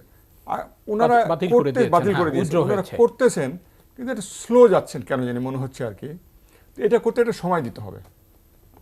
আমি এটা নিজে পার্সোনালি একটা এক্সারসাইজ করে দেখেছি যে ঠিক আছে, ওনাদেরকে আমরা 6 মাস সময় দিলাম এটা করার জন্য, এবং এর সাথে সাথে ইলেকশন প্রসেসটাও আগায় নিতে হবে। তো ধরেন যে 6 মাস যখন আমাদের মোটামুটি সবগুলো সেট আপ হয়ে গেল, পরে 6 মাস ইলেকশনের জন্য রেডি করো। আমি মোটামুটি মনে করি 1 বছর প্লাস মাইনাসের মধ্যেই ইলেকশনটা করে দেওয়া উচিত। এটা আমার অ্যাবসলিউটলি ব্যক্তিগত ধারণা। আমি পলিটিশিয়ানদের কথা শুনতেছি না, আমি সরকারের কথা শুনতেছি না, আমার এটা ব্যক্তিগত চিন্তা থেকে করতেছি 1 বছর প্লাস মাইনাসের মধ্যে ইলেকশনটা করে দেওয়া উচিত। কেন বলতেছি? এই সরকারটা অত্যন্ত নাজুক সরকার, আর আমাদের কোনো গত্যন্তর নাই, আর কোনো অপশন নাই আমাদের। এদের ব্যর্থ হওয়ার কোনো স্কোপ নাই, কোনো স্কোপই নাই। এটা সেনাবাহিনী প্রধান বলছে যে 16 দিনে করা যাবে না, বাট 16 মাসের জন্য করা যায়। উনি কিন্তু বলেছেন, এটা গতকালকে বলেছেন, এটা 16 দিনে করা সম্ভব না, 16 মাসের জন্য ইলেকশনটা করে দেওয়া যায়, তাই আমরা উঠে আসতে পারি। তো সেই লক্ষ্যে যাওয়া উচিত। এবং আমি খুশি হয়েছি আজকে মেন পলিটিক্যাল পার্টি বিএনপি, যেটা এখন মেন পলিটিক্যাল পার্টি, ওনারা দেখা করেছেন এবং ডায়ালগটা শুরু হচ্ছে। আমি নিশ্চিত অন্যান্য পলিটিক্যাল পার্টি সবাই ডাকবে এবং ডায়ালগের মধ্য দিয়ে একটা সমাধানের পথে এগোবে। আপনি খেয়াল করে যে প্রথম ক্যাটেগরি গভর্নমেন্টের সময় হোসেন জিল্লুর রহমান কিন্তু was appointed the chairman of a dialogue committee. উনি কিন্তু কনস্ট্যান্টলি পলিটিশিয়ানদের কথা বলতেন, রেগুলার কথা বলতেন উনি। আমি সেদিন টকশোতে আমি সাজেশন দিয়েছি যে এরকম একটা আপনারা কমিটি করে দেন, চিফ অ্যাডভাইজার সবসময় বসা সম্ভব না, আপনারা কন্টিনিউয়াস কথা বলেন, ওনাদের পয়েন্ট আসুক, তাহলে হবে কি কমিউনিকেশন গ্যাপ যেটা অনেক ক্লোজ হয়ে যাবে। জি, অসংখ্য ধন্যবাদ শামসুজ্জামান দুদু। এখানে খুব বেশি কাজ নাই বর্তমান সরকারের। আর যদি বহু কাজ করতে চায়, কোনো কাজই হবে না আমার বিবেচনায়। এটা কি সাংবিধানিক সরকার, সামরিক সরকার না কি, এটা কিন্তু তাদের বুঝতে হবে। কিন্তু এই সরকারটা কি সরকার, তাহলেও কিন্তু তারা সিদ্ধান্ত নিতে বেশি লেট করবে না। প্রথমত আমার কাছে মনে হয় যে মানুষের ক্ষমতায়ন করা, মানুষকে অধিকার দেওয়া, মানুষকে যে ভোটাধিকার তাদের উপর নির্ভর করা, তাহলে আমি বুঝতে পারবো যে 3 মাস 6 মাস না কতদিন লাগবে, এটা আমি বুঝতে পারবো। কাজই তো শুরু হয় নাই, তাহলে তো অনন্তকাল চলবে। আর যদি মনে করি না কাজটা শুরু হয়েছে অতএব শেষও হবে, অবশ্যই শেষ হবে। সেই জন্য আমাদের সামনে সংবিধানে আছে এবং বিশেষজ্ঞ পর্যায়ে আছে। 2 নম্বর উনি যেটা বললেন, পলিটিশিয়ানদের আস্থায় নিতে হবে। বিএনপি সহ যে রাজনৈতিক দলগুলো এখানে আছে, ছোট বড় না, সবাইকে গুরুত্ব দিয়ে বিবেচনায় নিয়ে অব্যাহতভাবে যোগাযোগ স্থাপন করতে হবে, তাহলে ফলাফল খুব শীঘ্রই পেয়ে যাবে, এটা আমি মনে করি। অসংখ্য ধন্যবাদ। আমি কি একটা কথা বলতে পারি এখানে? জেনারেল ওয়াকার যখন যেদিন যে বললেন যে আমি সেখানে চলে গেলেন, তারপর উনি প্রেস কনফারেন্স করলেন, সঠিক। আমি ওনাকে আমি জানি না আমার মেসেজটা উনি পেয়েছিলেন না, জানেন। আমি আপনি before you take any action please sit down with the politician first. এবং সেই জন্য ওইটা আমি বলছিলাম পলিটিশিয়ানদের ইনভলভ করবো। বাংলাদেশের জিনিসটা ডিফারেন্ট, আমরা পলিটিক্যালি খুব অ্যাজাইল একটা নেশন, খুব কনসিয়াস, আমরা রাজনীতিতে খুব পছন্দ করি। পলিটিশিয়ান বাদ দিয়ে তুমি করো তাহলে সেনাবাহিনী বদনাম হবে, এবং উনি এটা করেছিলেন। Before he came to the journalist উনি পলিটিক্স আলাপ করেছিলেন। That was A right decision. আমার মেলটা কিন্তু এখনো আছে, আপনার দেখাতে পারবো। আমি অ্যাডভাইস দিয়েছিলাম, please talk to the politicians before you take over the situation, ওই সময়ের জন্য। অসংখ্য ধন্যবাদ। বিপিন নূর, শেষ কথা, রোড ম্যাপ। না, আমরা অন্তর্বর্তীকালীন সরকারের কি রোড ম্যাপটা আপনি প্রত্যাশা করেন? দুদু ভাই যেটা বলেছেন, আমরা কিছু বেসিক রিফর্ম চাই, যেটা ইনিশিয়েটিভটা এই গভর্নমেন্ট শুরু করুক, বাকিটা শেষ করবে ইলেক্টেড গভর্নমেন্ট।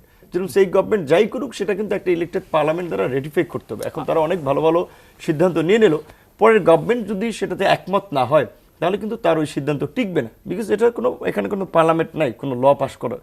তো সেই ক্ষেত্রে এই জন্যই আমরা সবাই বারবার এই কথাটা বলছি যে বিশেষ করে এখন তো স্বাভাবিকভাবে পাওয়ার পার্টি যারা ছিল গায়ের জোরে থেকে চান তো হাওয়া, কাজে এখন opposition party next government form করবে, সুতরাং এই গভর্নমেন্টকে কাজ করতে হবে অপোজিশন পার্টিগুলোকে আস্থায় নিয়ে। এখন প্রাথমিকভাবে আমরা মনে করি তারা বিচার বিভাগ 2007 সালে পৃথক করা হয়েছে নির্বাহী বিভাগ থেকে, সেখানে এখনো পরিপূর্ণ স্বাধীন হয় নাই। যেমন আমরা যদি বলি যে নিম্ন আদালতের আপনার এই পদোন্নতি নিয়োগ, এটা যদি আপনার উচ্চ আদালতের দেয় এবং এটা যদি চিফ জাস্টিস ন্যস্ত করে, প্লাস হচ্ছে আপনার এই আদালতের উপরে যে আপনার সংসদের যে ছড়ি ঘুরানো, এটা কমাতে হবে। সেটা বিচার বিভাগের কিছু রিফর্ম করতে পারে। প্রশাসনিক রিফর্মের ক্ষেত্রে আমরা যেটা বলছি, এই প্রতিষ্ঠানগুলোকে যেভাবে পলিটিসাইজ করা হয়েছে, যে বেনজির আজিজ যে তৈরির প্রক্রিয়াটা, এইখানে প্রমোশনের জন্য যেন কোনো অফিসারের রাজনৈতিক নেতাদের বাসায় ফুল দিতে না হয়। আমি একটা বিষয় আতঙ্কিত হচ্ছে, এখন আমার কাছে অনেকে আসছে সচিব হিসেবে তাকে সুপারিশ করার জন্য, প্রয়োজনে কোটি টাকা তিনি দিবেন।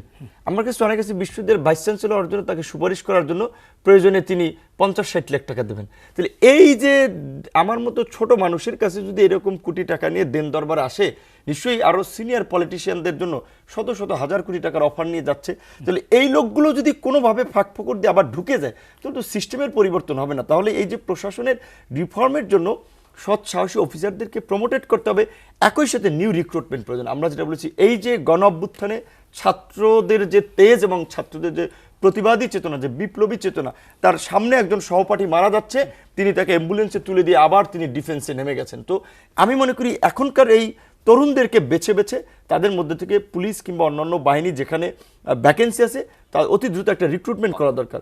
প্রশাসনিক রিফর্মের পাশাপাশি আমরা মনে করি যে অনতিবিলম্বে রাজনৈতিক ঐক্যমতের ভিত্তিতে নির্বাচন কমিশনের একটা আইন করে নির্বাচন কমিশন নিয়োগ দেওয়া দরকার। এরকম কিছু বেসিক রিফর্ম করে অনতিবিলম্বে, আমি মনে করি যেটা ভাই বলেছেন, 1 বছরের মধ্যে, আমি মনে করি 6 মাস থেকে 1 বছরের মধ্যে তারা সম্ভব, এবং এর মধ্যেই করতে হবে, না হলে আসলে মাহমুদুর রহমান মান্না, আমরা একেবারেই শেষ পর্যায়ে, কতক্ষণ বলতে পারবো আপনি 1 মিনিট বলেন। 1 মিনিট বলার কোনো মানে হয় না। আগে যেটা বলেছি সেটাই বলি, কিন্তু আমি যতদূর পারি সংক্ষেপ করার চেষ্টা করব। ধরেন ইলেকশনে police is a very important factor. Most of the থানা একদম আগের কায়দায় চলে, বেশিরভাগ তো চলছে না, 45%-এর মতো। ওই থানা একই রকম থেকে যে ভোট করবে, ভোটের কোনো মানে নেই। যতগুলো মামলা দিয়েছেন আওয়ামী লীগের বড় বড় নেতাদের মধ্যে, তাদের ব্যাপারটা নিষ্পত্তি হবার আগে যদি আপনি করতে যান, তার মানে ওদের মুক্তির দাবিতে নির্বাচন হতে থাকবে। আওয়ামী লীগের ব্যাপারটা কী করবেন ঠিক করেননি এখনও, আওয়ামী লীগের ব্যাপারে সিদ্ধান্ত করতে হবে। সেকেন্ড হচ্ছে ইকোনমিতে যে ইনইকুয়ালিটি আছে, এইটার মিনিমাম কিছু অ্যাড্রেস করলেন না, ব্ল্যাক মানিগুলো সবই ঢুকতে পারলো, তাহলে ভোটের কোনো মানে হবে না। এই কারণে আমি কোনো টাইম ফ্রেম দিতে চাই না। আমি মনে করি বরঞ্চ আমরা গিয়ে জিজ্ঞেস করব যে আমরা যেরকম করে বলছি এই রকম করে সংস্কার ভাবছেন নাকি কি ভাবছেন বলেন, এবং এর জন্য আপনারা কত সময় দিতে চান তার উপর ভিত্তি করে। সময় দেয়া না, সময় তাদের কাছ থেকে নেয়া। অসংখ্য ধন্যবাদ মাহমুদুর রহমান মান্না, ভিপি নূর, শামসুজ্জামান দুদু এবং ডক্টর আমিনুল করিম আমাদের এখানে এসে মূল্যবান কিছু কথা বলবার জন্য। সুপ্রিয় দর্শক, আমরা অনুষ্ঠানের শেষ পর্যায়ে, আসুন আমরা আমাদের রোডম্যাপ ঠিক করি। এই রোডম্যাপ নিয়ে যদি দ্বিধাদ্বন্দ্ব থাকে, সেক্ষেত্রে কিন্তু আমরা কাঙ্ক্ষিত লক্ষ্যে পৌঁছাতে পারবো না। ফলশ্রুতিতে দেশ এবং জাতি সাফার করবে, যা কারো কাম্য নয়। আজ এ পর্যন্তই। সবাই ভালো থাকুন, সুস্থ থাকুন। দর্শক, জানিয়ে রাখি, এসএটিভি সংলাপ পুনঃপ্রচার হয় শুক্রবার সকাল 7:30টায়। দেখার আমন্ত্রণ রইল। শুভরাত্রি।